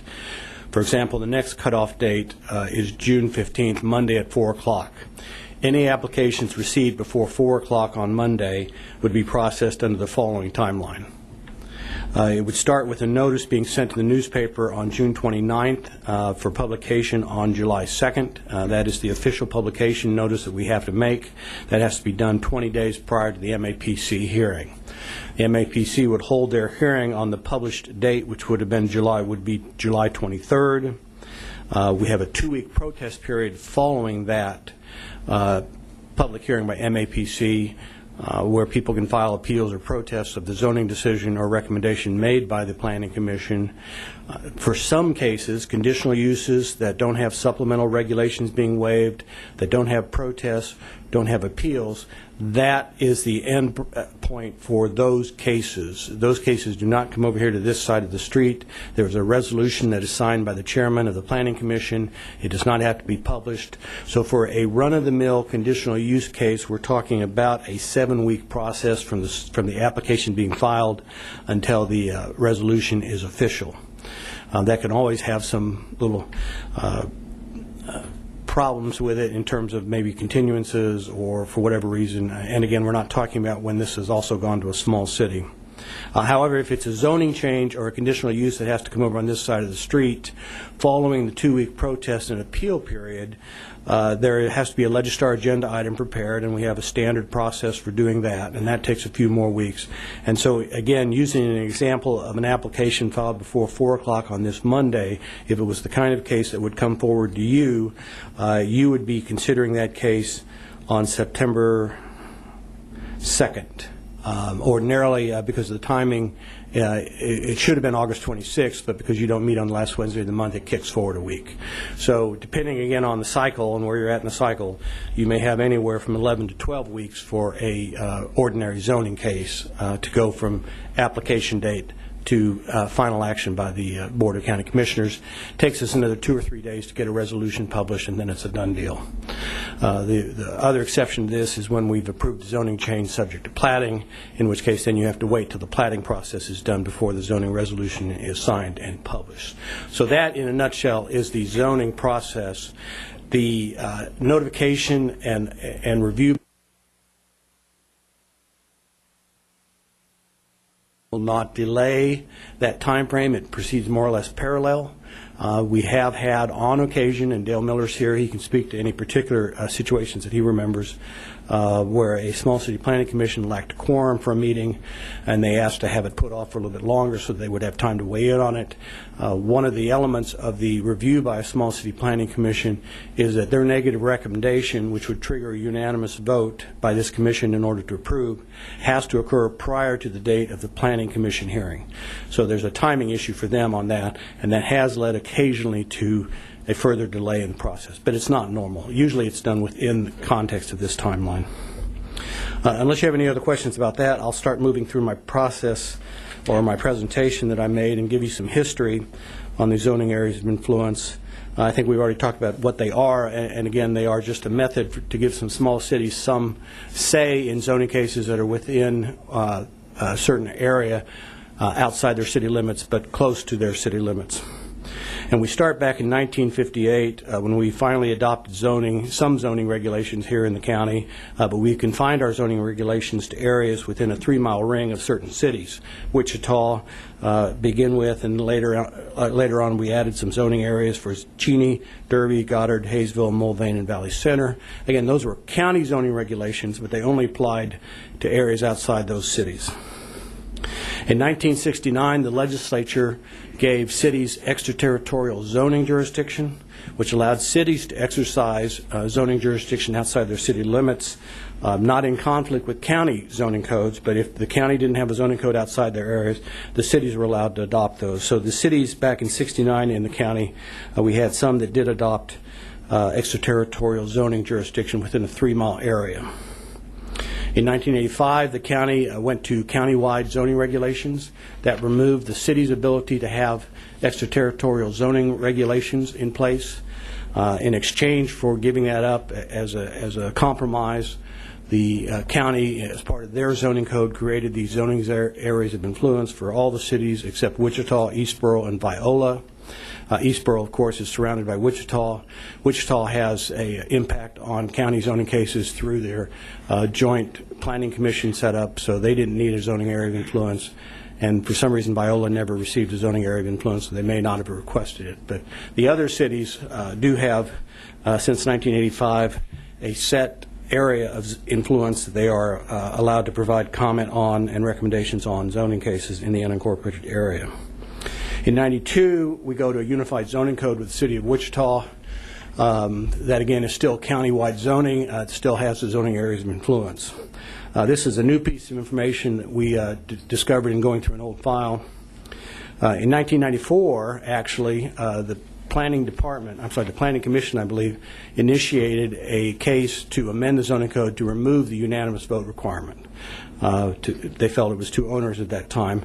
Planning staff made a recommendation to follow that process and to get rid of the unanimous vote requirement. It was a 12-to-1 vote, I believe, at the Planning Commission meeting to recommend that the County Commission remove the zoning areas of influence.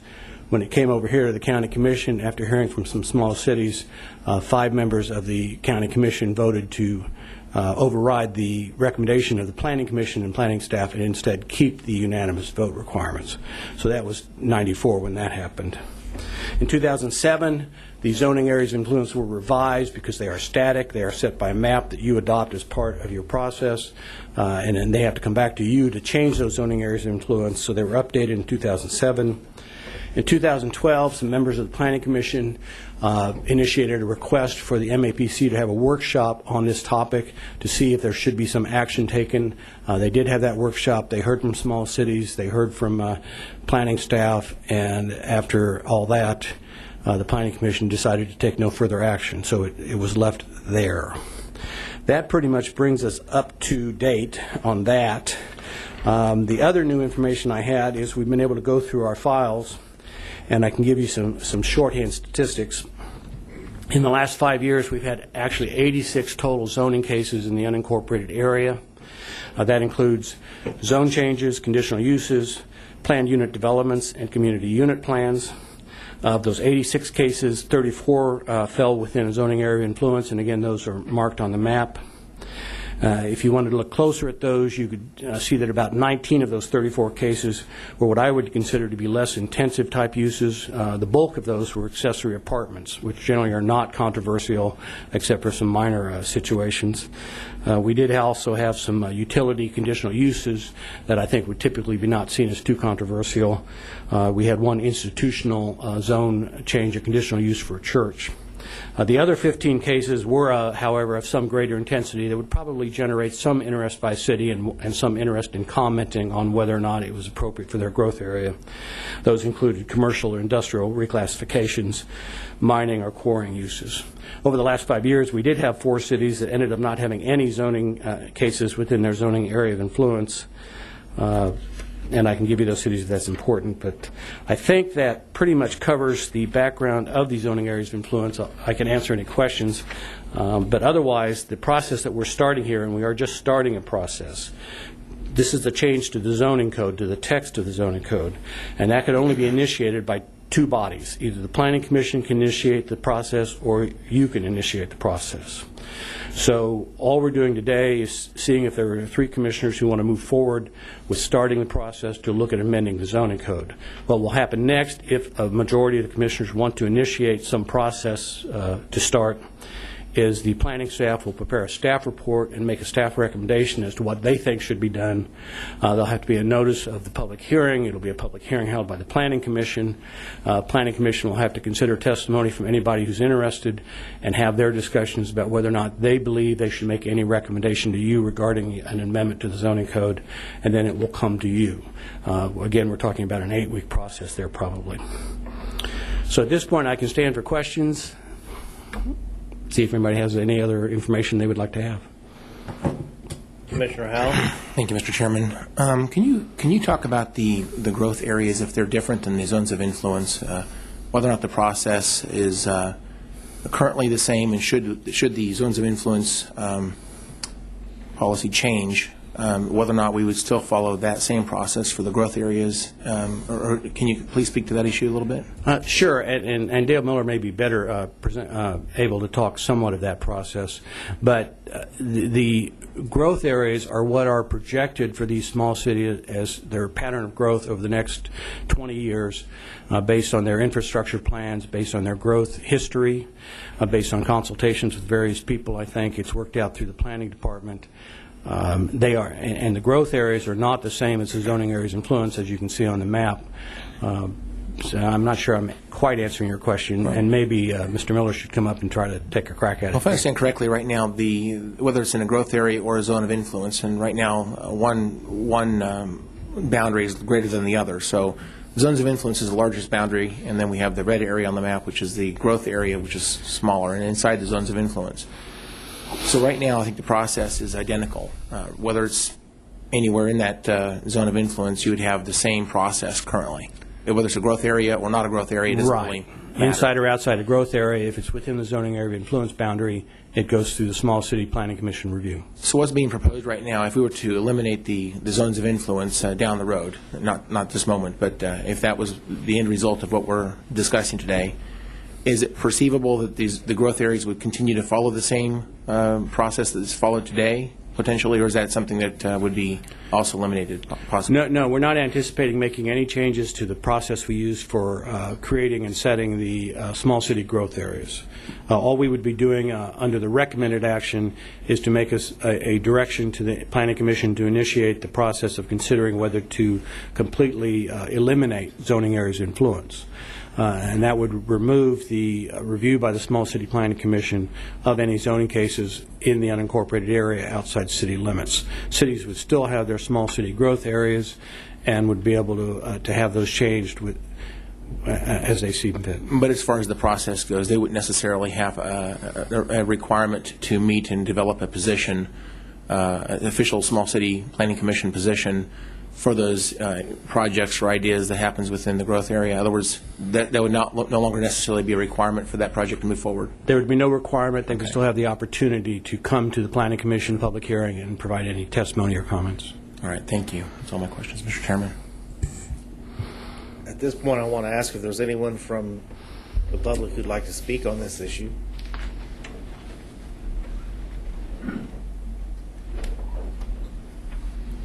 Mr. Chairman, Wes Gallion with the Builders Association.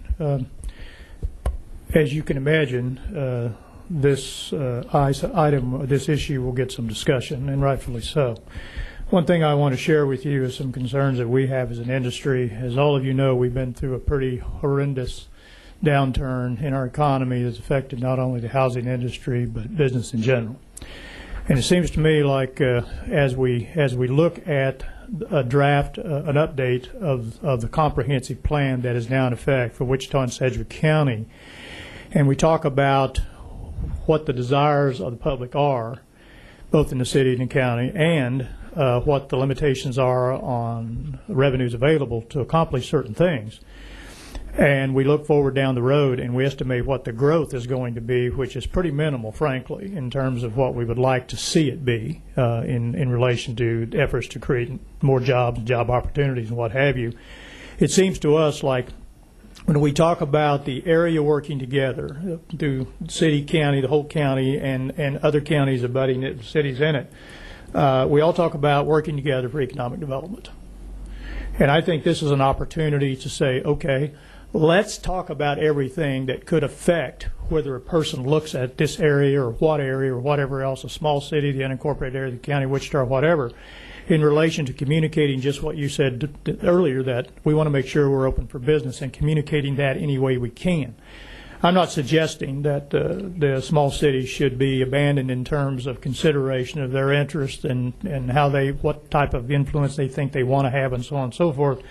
But I do think if you look at these maps, what you have, in some cases, you have zoning areas of influence that are fairly small in relation to the growth plan of the city and the center limits of the city, and others are quite huge. So I think we ought to take a look at it and open it up for discussion. At this point, I'm not going to suggest any definitive things that should be recommended. From our standpoint, we will do that at the appropriate time for the Planning Commission or whatever else. But I think this does deserve discussion, and we would support you moving forward with opening this issue up so it can be more fully discussed. Thank you, Wes. Anyone else like to speak on this issue?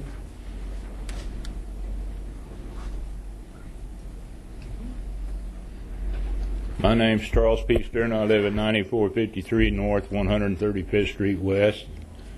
I have a problem with this, the city even having control over, particularly because I live outside of Bentley, and they have an area of influence, and I'm within that area of influence.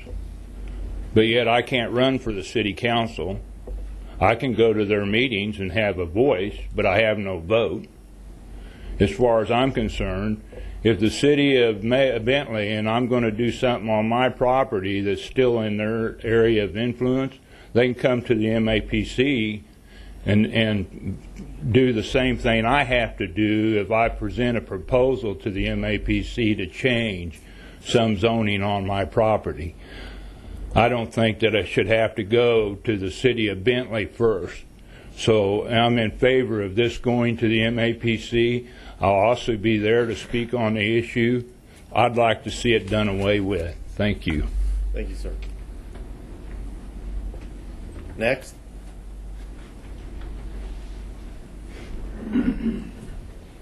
Good morning. My name is Kent Hickson. I'm the city administrator in Mulvane, Kansas, and thank you for allowing me to visit. I have just some remarks I'd like to read. The current system of a public hearing at the Planning Commission and another one at the MAPC is a good way to give local affected people a chance to hear about and to weigh in on proposed development. The current system protects the public and gives them more say. It also protects the county commissioners by ensuring that they have both sides of the issue before you vote on it. The most members of MAPC know very little about the local customs, development patterns, and the economies of the many cities in Sedgwick County. They should appreciate hearing from local planning commissioners. Most developers should want to communicate directly with local communities to ensure they build strong relationships and their proposals fit into the community. All cities promote growth and development. The wisdom of local planning commissioners, who are volunteers, and city planning staff should help develop and make better plans that fit their communities. This system has worked for 30 years. Why now? What is the reason for change? Has there been a problem? Finally, eliminating the review by local planning commissions makes it more difficult for people to be involved and risk that the county commissioner only hears one side of the issue. Why would a county commissioner want to reduce public input into the decisions? Thank you. Commissioner Peter John. Mr. Dixon, I'd like to throw out a question, if I may. And there's, I think, a little over 600 municipalities in the state of Kansas. Is that roughly in the ballpark? It's good enough for me, yes. Okay. I'm curious, do you know of in the other 104 counties, are there any other counties that have set up a similar system where the cities have the ability, this sort of zones of influence structure in place? I'm not familiar with what other counties do in that regard.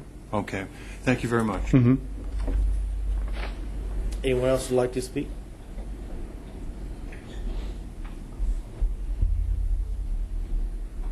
Morning, Commissioners. Kathy Sexton, City Manager in Derby. Again, thank you for the opportunity. I echo what Kent said. I kind of also echo what Wes said, because what I heard Wes say is let's have a conversation. And I think if this is an issue bothering people, let's have a conversation. I think the item before you today is very confrontational. It doesn't say let's have a conversation. It says let's eliminate something that's worked pretty well for 30 years in most cases. In how it's not rare, it is rarely used, but when it's used, it's important to the people in those communities. Just the terminology some of us are using today is confrontational and disrespectful, to be honest with you. You have, out of that 600 and some cities in this state, you have some of the largest and fastest growing in this community, and everyone's calling them small cities. Mays and Goddard are the fastest growing communities in the city. Derby's the 18th largest out of the 626 cities. 18th largest. And we're acting like that's some little bitty city that doesn't matter. And it shouldn't matter what planning commissioners. These are volunteers. They meet every month. Ours meets twice a month. And they deal with development issues and neighbors, and they want to help. I mean, everybody wants development and growth, right? Every city's for economic development. This isn't about slowing down developers or not working with them. It's about working with them. So if it's important to you all to open this up, I say open it up.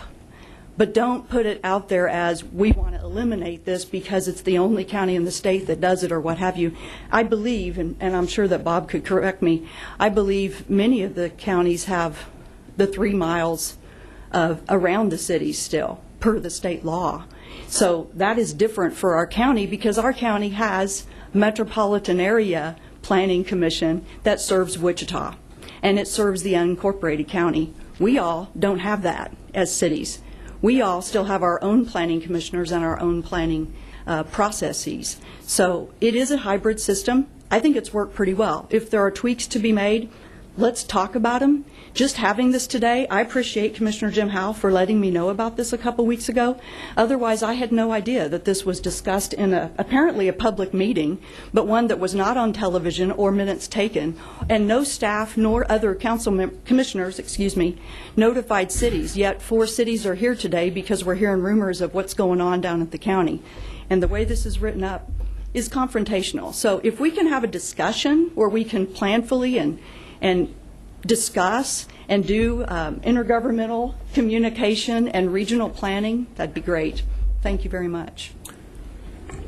Commissioner Howell. Thank you, Mr. Chairman. I just wanted to, make a point that using the term small cities is not a term that I created. I think that's the term that's been generally used to describe the non-Wichita planning commissions across the county. But it's not really intended to be a negative term. And I understand that these cities are high growth areas and some of the fastest growing cities in the state. So, and I did meet with Kathy and one of the city council members in Derby, and we discussed this. And I think that I'll articulate some of my conclusions from that conversation later in this process this morning. But I just want to make sure that we're not intending to be offensive in any way. I hope that's not the message this morning. With the terms of the conclusion of where this might go, the word elimination, I think, is just the process, the word we have to use, I guess, to initiate the discussion. I plan on this being a discussion. I don't think that anybody has a predetermined position at this point where this might lead. So I would like to just say that if I support this motion today, or support the resolution today, this is really just hopefully getting a discussion moving forward. Thank you, Mr. Chairman. Commissioner Norton. Well, I've reviewed this for many, many years and had conversations, and I'm certainly not anti-development. As mayor of Hayesville, I worked hard to kick the regulations out of the way, try to figure out how to make inspections quicker, and we grew pretty rapidly right after during my tenure and right after, and probably if we hadn't had a tornado, would have grown even faster. I do have a problem with the language today. I agree with Kathy Sexton that remove is a pretty tough word. If I had my preference, and I've told staff this as we went through this, the word revisit really sets the stage, I think, for the conversation. I think we should have that conversation. As I look at the map, and I really know what some cities of the third class will do, and I won't call them small cities, I'll call them cities of the third class, that's how they're ranked. To have a 3-mile zone of influence may not be right. But if you look at some of the faster growing ones and the larger ones, to have some kind of a zone influence to make sure that there's really good eyes on where the development goes, what it is, so it doesn't impede more development in the future. I have to tell you, if you all of a sudden allow a lesser use 50 feet from the city borders, and then somebody wants to come in and put something that's really valuable in that same area, yet that lesser use is right there because we just allow it, we hurt ourselves for the future. So we have to really think through this. And the small cities, other elected officials, appointed officials, need to be in that conversation. We are very Wichita-centric on the MAPC, any way you slice it. I've worked hard over the years to try to appoint people from unincorporated areas and small cities, so there's a different voice on the MAPC. But we tend to be very Wichita-centric. Do they have the best interest for Colwich or Cheney or Valley Center or Derby or Hayesville? Well, maybe they do or maybe they don't. And to have that ability for the second and third class and even first class cities that are not Wichita to have a voice, look through it, and to see if it really affects their growth plans, their development plans, how they want their city to grow, I think is very important. So as it's worded today, I will not support this. And I hope West Gallion and the builders don't take offense to that, because I support what they do. But I think the idea that we just say remove and get rid of it almost leads me to the conclusion we've pre-decided what we want to do. And if we have, so be it, but I'm not going to vote for that today. But I would vote for revisit. I would vote that we sit down, collaborate, talk about it, try to understand it, and what is the best future for the county. The state statute grants the cities of the second and third class that influence. But because we have county-wide zoning, it changes the dynamic.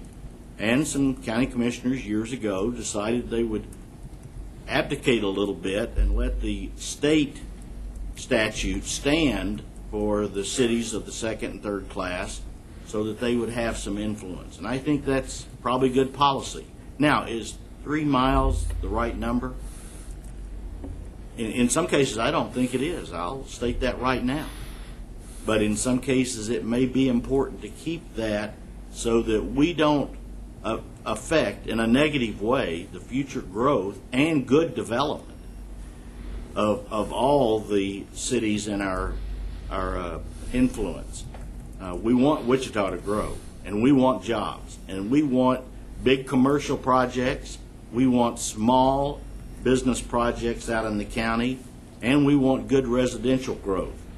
But we could really mess that up if we make bad decisions on the fringes of the small towns. And I want to be sure that I'm not a part of that. So I would go along with the language of revisit, but the word remove really turns me off, shuts me down, and says, even though I'm pro-development, I think we're going the wrong direction. So that's all I have, Mr. Chairman. Anyone else from the public who'd like to speak on this issue? All right, seeing none, we'll move back to the bench. Commissioner Peter John. Well, thank you, Mr. Chairman. I wanted to amplify on some of the remarks I heard earlier because I've tried to lay out, a lot of people out there don't understand when you start talking about cities of the second class, third class, first class, what you're talking about exactly and how you move from one category to another. And it can be confusing. You can have a city of less than 5,000 people that can move into the second-class category under the right circumstances, even if they haven't met the statutory requirement of 5,000 people. And it can be a little bit confusing. And I try to avoid using words like small cities. And in my view, every community and governmental body in our county, and whether we're talking about municipalities that are operating under their own charter and regardless of which class they're in, or the townships that underlie them before they move into the municipal category, are all important.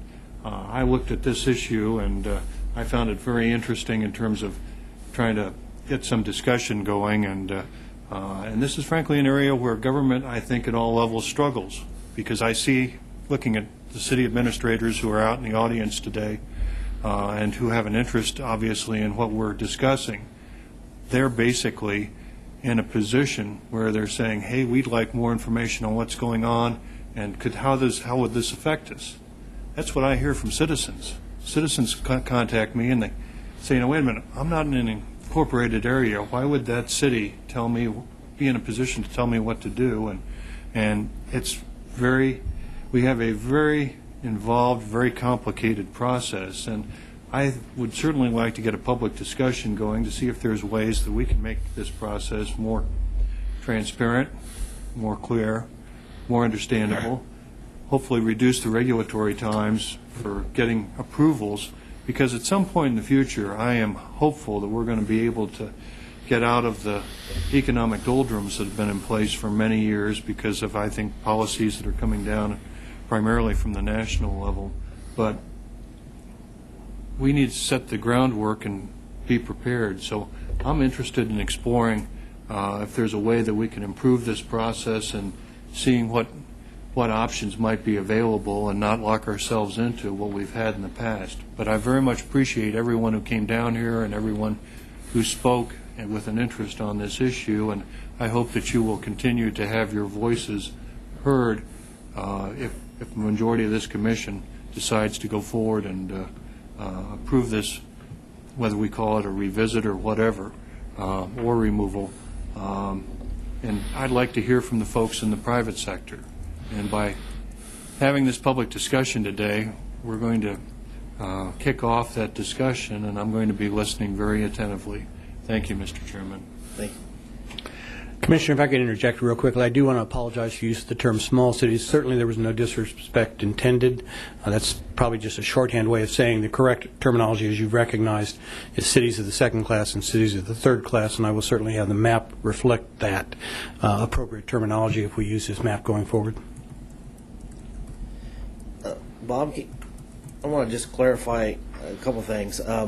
Normally by state statute, if there's no county zoning, then cities have the 3-mile area that they can zone. Yes. But then once you have countywide zoning, that goes away. Yes.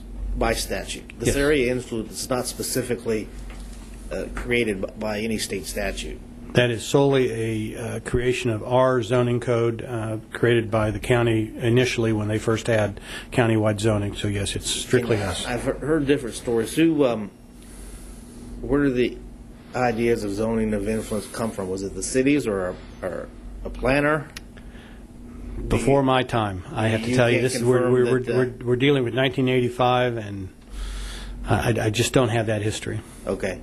Now, what happens?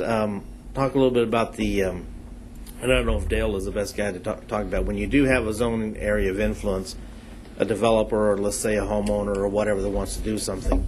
The zoning area of influence requires an open meeting with the smaller city planning commission, right? In addition to the MAPC. Dale Miller, planning staff. If an application for a conditional use, planned unit development, community unit plan, or a zone change is filed inside of one of the identified zoning area of influences, then by code, that city's planning commission has to be given the opportunity to hear and make a recommendation on that request prior to the Metropolitan Area Planning Commission hearing it. Once they've made the request or made their recommendation, then it would go to the Planning Commission, and then in the case of a zone change, or a conditional use that had protest, or then it would come on to the county commission to be heard. But yes, if it is any one of those kinds of cases inside the zoning area of influence of any of the cities in the county that have a zoning area of influence, by code, their planning commission has to hear it first. Okay. And does that delay sometimes then? Well, it the depends. MAPC? It depends. As you know, the Metropolitan Area Planning Commission meets twice a month, and so we have filing deadlines that basically run every other week. Most of the cities in Sedgwick County, excepting Derby and Hayesville, they only meet once a month or as required. Derby and Hayesville have 2 regularly scheduled meetings a month. And so if it was one of the cities that only meets once a month, if we happen to have the application deadline that just fell after they met, then they would be held up for whatever time period it takes to get to their next meeting. Now, does the applicant then generally go to that additional planning commission meeting? Yes. And make their case at that one as well? Yes. In addition, and so in any representation they have would show up at that as well? Staff goes to those meetings. The applicant is encouraged to attend the meeting. They function very much like the Metropolitan Area Planning Commission. It's just the City Planning Commission. They make their recommendation, then we report that to MAPC, and then ultimately on to you if you end up hearing the case. Okay. So they end up basically having to do this twice? Because you do the same thing at the MAPC? Yes. Now, are these cities welcome to testify at the MAPC hearing? Oh, certainly. It's a public meeting, so anybody can attend and make comments, but we specifically report the action of the city with the zoning area of influence recommendation as part of the staff report. If we were to, at some point, eliminate the zoning area of influence, would that prevent these cities from hearing these cases on their own and issuing an opinion and giving it to you guys and testifying at the MAPC? It wouldn't prevent them. The main difference would be now, if there is a case within their zoning area of influence, we immediately call them and let them know, find out what their schedule is, work that schedule out so that the applicant and staff and they know when the case would be coming. If there was no zoning area of influence and they did, and the notification area didn't fall within anything that the city actually owned, then the city as an entity would not be notified. It would only be the property owners within that 1,000 feet. Now, on occasion in the past, we have done courtesy notice to a number of the cities, but absent a direction, then the individual city wouldn't know about it directly unless they happen to own property within the 1,000-foot notice area. Well, we could give good direction to continue to give those courtesy notices. Certainly. Certainly. I think that helps clarify, a lot of things. I'm going to be supportive of this item today. I think it does cause us to revisit and have a discussion just like people are asking. You can pick away at the exact wording. I don't think that's helpful or necessary, but this will go before the MAPC and everybody will have a voice and get to discuss it and see what happens. I come from, some people say, we've heard it said here today, that this has worked great. Well, I guess it depends on your perspective. For the little guy, it often doesn't work great. And that's who I'm concerned about, is the little guy. We would want to talk, and the regulations that they have to deal with. We had a citizen testify that this doesn't work for him, that he doesn't think, a city that he doesn't even live in should be able to have the control that it does over him under the zoning area influence. Okay, because isn't it correct if that city opposes that, votes no to oppose a project outside their city, then it takes 5 votes to move forward. That's correct. So that doesn't work for the little guy. And, we talk about businesses and entrepreneurs talk about the regulatory process being a burden. I don't think it's helpful for the little guy to have to go through the process twice. The reason the statute is set up for those 3-mile areas of influence to go away when you have county zoning is because then you have a process that everybody can go to. You have one process. Everybody has a voice. Moving forward on this does not take away the ability of small cities to have a voice on this. Other planning commissions can have a voice and say what they want to say. That won't change at all. That will still be there. But it helps the applicant not have to do this twice. The time, the cost, all that frustration that goes with it from their perspective. I know it works for some of the cities, but what about the businesses? What about the little guy that has to put up with all this stuff? It can be frustrating. Just the MAPC process itself can be intimidating for the small guys who have never gone through that, okay? I've experienced that with someone in my district, and making them go through 2 planning commissions, one of which doesn't have a jurisdiction over them. They don't understand it. It doesn't make sense, and it's really unnecessary. I think this is probably an old and outdated process that really isn't needed.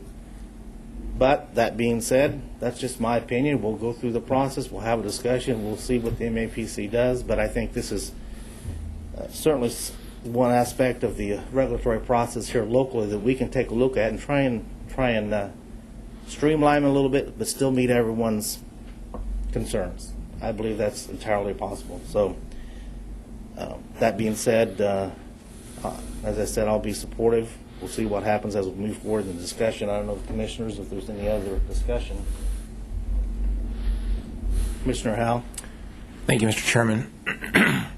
I've been a bit surprised sometimes at the subject matter that comes before this board, and I probably wouldn't have chosen this to be on our agenda necessarily, but here it is before us today, so I've got to weigh in at some point and make an opinion what we should do. And so I have been studying this for a few weeks now, and I did take the initiative to contact Kathy Sexton, Mulvane, and with Kent Hickson. I apologize for not contacting you directly, but I'm glad that you're aware of this and were able to speak to this today, and I look forward to working with you on issues going forward. And anyway, I'd like to just summarize some of the points that I've kind of weren't able to hone in on a little bit during the discussions with different people.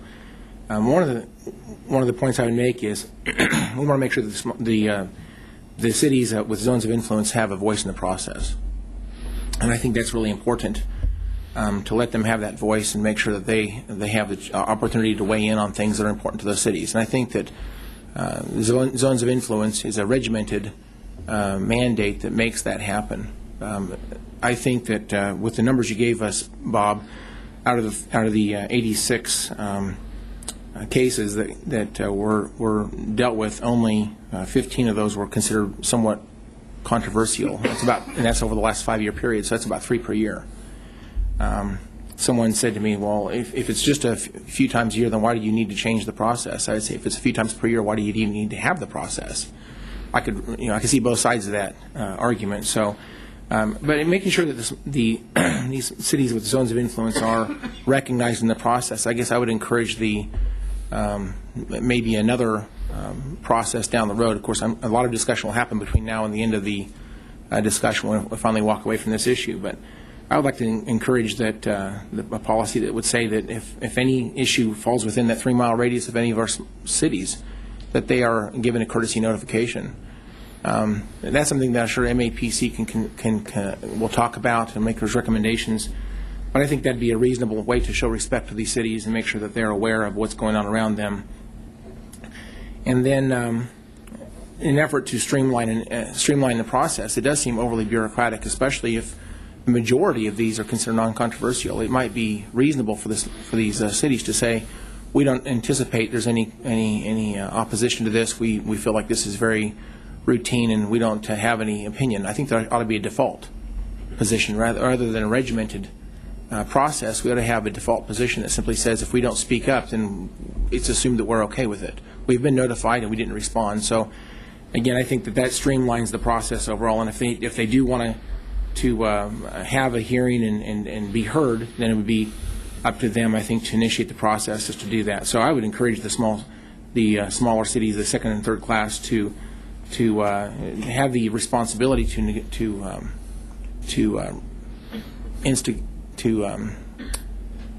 start the process of having a local hearing and hearing from their people around the issue, and to develop an official opinion of that city so that it could be presented to the MAPC. And again, if they don't do that, I hate to see that slow up the process, considering the majority of these are not of that nature. So I do think there's some streamlining that can be done here that is very positive. It is a way for us to work together for economic development to not make this more difficult than it has to be. So I think that having a regimented process that where you have to do certain things is not as good as one that allows for that voice when it's needed, but not necessarily require it in every case. I noticed that the zones of influence around these cities is very inconsistent. Some cities it's almost 5 miles. Some cities it's very small. I'm looking at Bel Air. They basically have no zone of influence outside the growth area. Derby has a small area. Other cities have almost 5 miles. So it's very inconsistent. I think that, again, I'd like to encourage MAPC to consider a radius around the cities to make sure we do the courtesy notifications.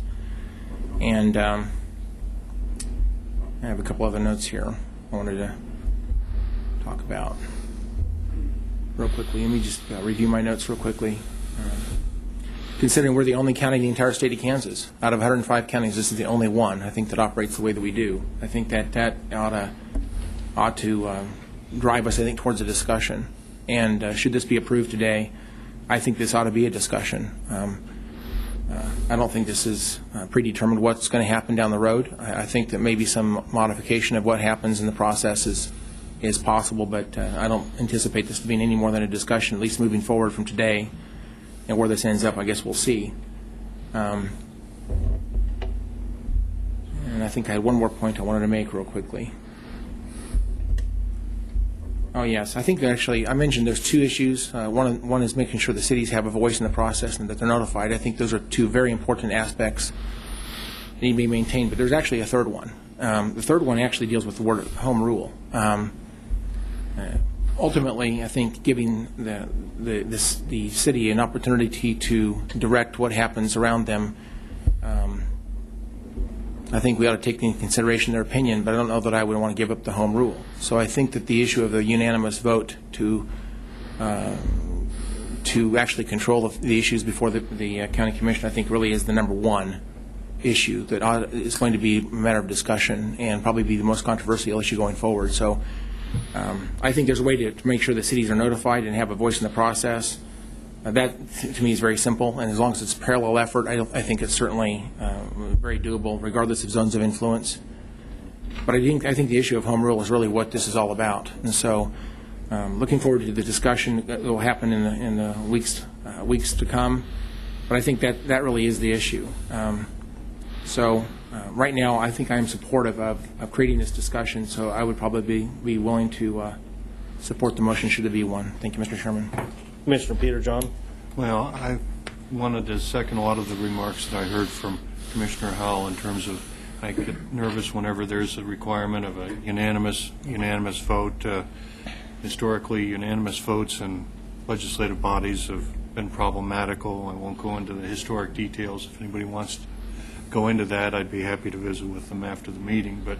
But looking at the map, I was struck by the same thing that Commissioner Howell mentioned, and we've got some areas where you're talking a long distance away from where the current boundaries or even the growth areas happen to be. And then in other areas, there is no zone of influence if you exclude the growth area. So I think it's a discussion that's well worth having, and that's why I'm going to be supporting the motion this morning. Thank you, Mr. Chairman. Commissioners, I'd like to make a motion that we take the recommended action. I'll second that. And one more comment. Commissioner Howell. Yes, thank you, Mr. Chairman. I just had one more comment I just remembered. I guess in the effort to streamline this, it is required right now that the county sends staff and makes a presentation to the zone of influence cities planning commission. And to me, that's, again, a burden of government that if it's considered not necessary, if the city wants to have that presentation, again, as a third recommendation to MAPC, I think they ought to have the opportunity to request that briefing, but not necessarily mandate that it has to happen. So again, trying to reduce the size and scope of government, I think that's a third point that I'd like to make, that by going in this direction, it potentially has the benefit of reducing the size and scope of government. Thank you, Mr. Chairman. Madam Clerk, call the vote, please. Commissioner Norton. No. Commissioner Howell. Aye. Commissioner Peterjohn. Aye. Chairman Ranzau. Aye. Motion passes 3-1. Next item, please. Item W, a resolution providing for the sale of certain real property owned by Sedgwick County, Kansas. Good morning, Commissioners. I'm Steve Clausen, Facilities, Fleet, and Parks Director. In 2010, Sedgwick County acquired 1,035 acres of unimproved property in the northeast part of Sedgwick County for the purposes of establishing a Northeast Sedgwick County Park. Later that year, the borders of the park were established utilizing 645 of those acres, and the county has no current plans for the remaining 380 acres, except for a need to retain 20 of those acres for purposes of an emergency storm debris burn site. Several weeks ago in a BOCC staff meeting, we discussed this topic, what to do with this excess property. There appeared to be a majority of commissioners wishing to sell the unneeded property via a public auction, retaining 20 of those acres as an emergency storm debris burn site. The resolution before you today authorizes me to act on behalf of the county to facilitate the sale of this property, including setting in a reserve amount at the auction. It further authorizes me or Ron Holt to execute and deliver all documents needed to close on that sale. And you see on the screen before you the map of the properties, those outlined in blue along 85th Street. There are 3 parcels there that are defined in this Exhibit A as excess property. And then on the south end, there is another area outlined in blue with the red indicated as the reserve for the emergency burn site. These all adjoin the property outlined in yellow, which is the Northeast Sedgwick County Park. So the action that we're requesting is the approval of the resolution, and I'm available to answer any questions you may have. Commissioners, what's the will of the board? Commissioner Peterjohn. Thank you, Mr. Chairman. Help me out on the map on that south parcel that's adjacent to the burn area set aside. How large a parcel is that? And I want to make sure there is a Access? Yeah, access. It's 20 acres. We'll tighten that up with precise meet and bounds description, but it's intended to be 20 acres. And that little finger that heads south is that access. We retained that access when we sold that corner to the west of the small strip of property there that you see. We sold that to the Payne Township, you may remember, several years ago, retaining that strip of property to be able to access that parcel 280, 384. And so that enables us to both access the burn site, as well as the intent would be to provide a joint access agreement to the successful person at auction, allowing them access to that property as well. Thank you. Commissioner Howell. Thank you, Mr. Chairman. Tom, can you tell us what's the current zoning in the yellow and the red area? It's all SF single-family zoned, with exception. That south property is rural residential, isn't it? The parcel 280, 384, the parcel that has the red the burn site in it is rural residential. Everything else is SF. Are there single-family homes in that area right now? Anywhere near that? There are homes. How will I describe that? You can see them on the. It's primarily on the west portion of the park, in between Greenwich Road and our park. On the southern portion, you can see there are some home sites there. Well, I thank you very much for the answer. I think, generally speaking, I'd like to articulate a principle, and that is that government should not own things that don't have purpose. So I see this as surplus property at this point. It doesn't seem to serve a public good at this time. We don't have any future plans or any ideas on the way we would necessarily use this at this time. And to the extent that the taxpayers own it, we ought to be using the value of this property to buy down the tax burden on the people. So, Mr. Chairman, I'd like to make a motion that we would adopt the resolution.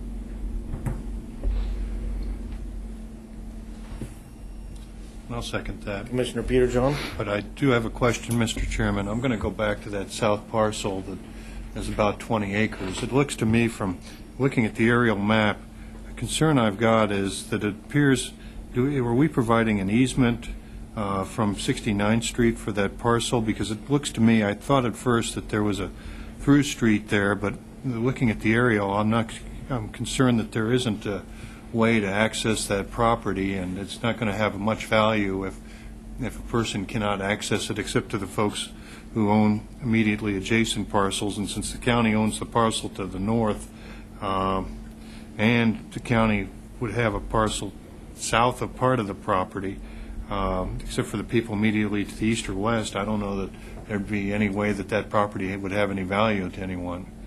Can you clarify that, Steve? Well, that finger that you see that heads from the rectangle defining the burn site, the finger that heads to 69th Street, that is the intended access for the parcel that we would sell. So there would be an easement for that parcel? We would have to make clear at auction that it would include a joint access easement to access that property.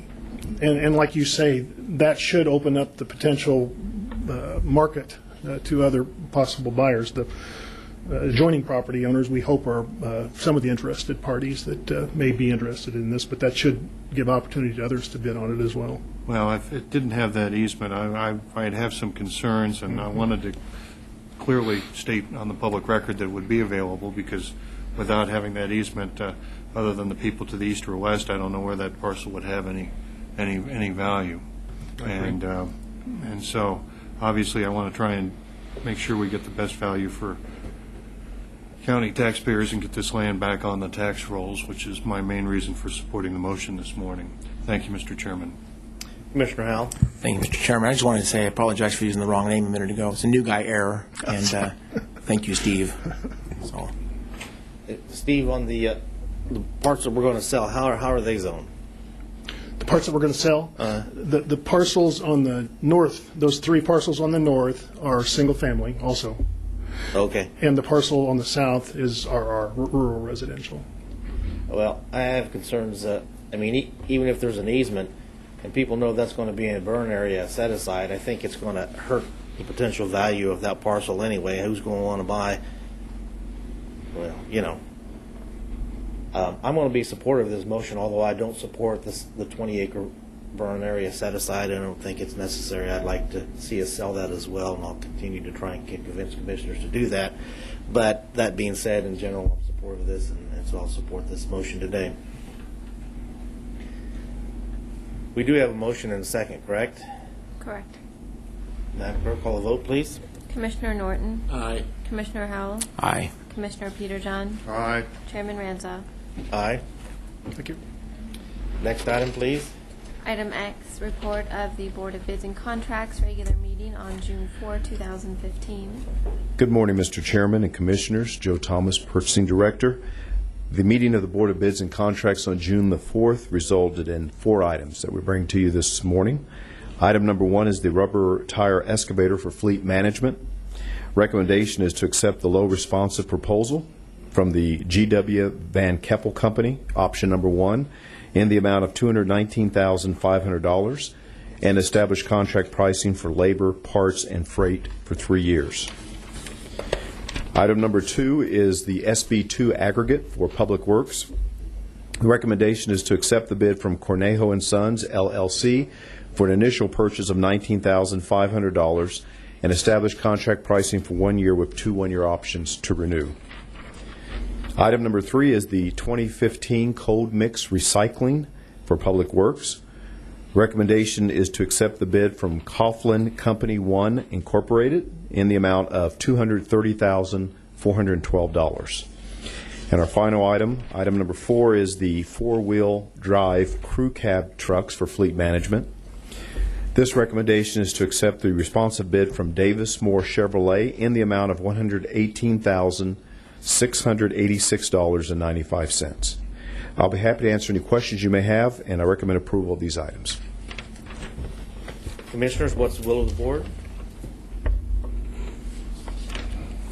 Make a motion, we take the recommendations of the Board of Bids and Contracts. Do we have a second? I'll second. Madam Clerk, call the vote. Commissioner Norton. Aye. Commissioner Howell. Aye. Commissioner Peterjohn. Aye. Chairman Ranzau. Aye. Thank you, Commissioners. Next item, please. Consent agenda. Commissioners, you have a consent agenda before you. I recommend you approve it. So moved. So seconded. Madam Clerk, call the vote. Commissioner Norton. Aye. Commissioner Howell. Aye. Commissioner Peterjohn. Aye. Chairman Ranzau. Aye.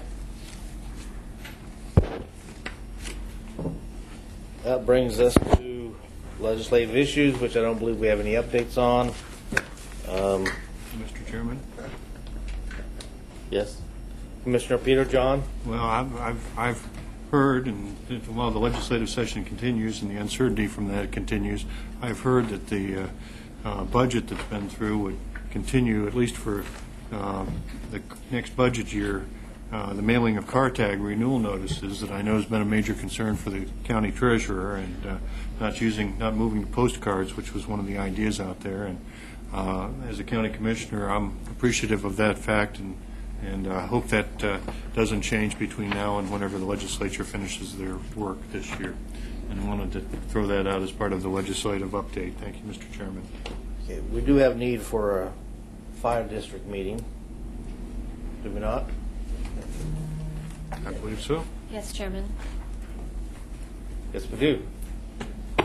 So let's recess the regular meeting of the Board of Sedgwick County Commissioners, and I'll call to order the governing body of Fire District 1 for June 10, 2015. Madam Clerk? Roll call. Commissioner Unruh. Commissioner Norton. Present. Commissioner Howell. Present. Commissioner Peterjohn. Present. Chairman Ranzau. Present. Next item. New business, item A, a resolution to authorize destruction of Fire District Number 1 records, 1997 through 2013. Good morning, Commissioners. Melissa Thompson, Records Analyst with Sedgwick County Records Management Services. Before you today is a records disposal for Sedgwick County Fire District Number 1. This disposal applies Fire District Number 1 records management policy adopted by the governing body in August of 2008. The body of records in this disposal consists of 151 boxes of records and rolled building plan inspections that have all fulfilled their life cycle requirements. Approval at this time will also free space in both the Courthouse Record Center and the Fire District Record Center. At this time, I would ask that you approve the resolution and instruct the Fire District Chief and the records manager to destroy the records. Thank you very much, Commissioners. What's the will of the board? Mr. Chairman, I move we take the recommended action. I'll second that. Madam Clerk, call the vote. Commissioner Norton. Aye.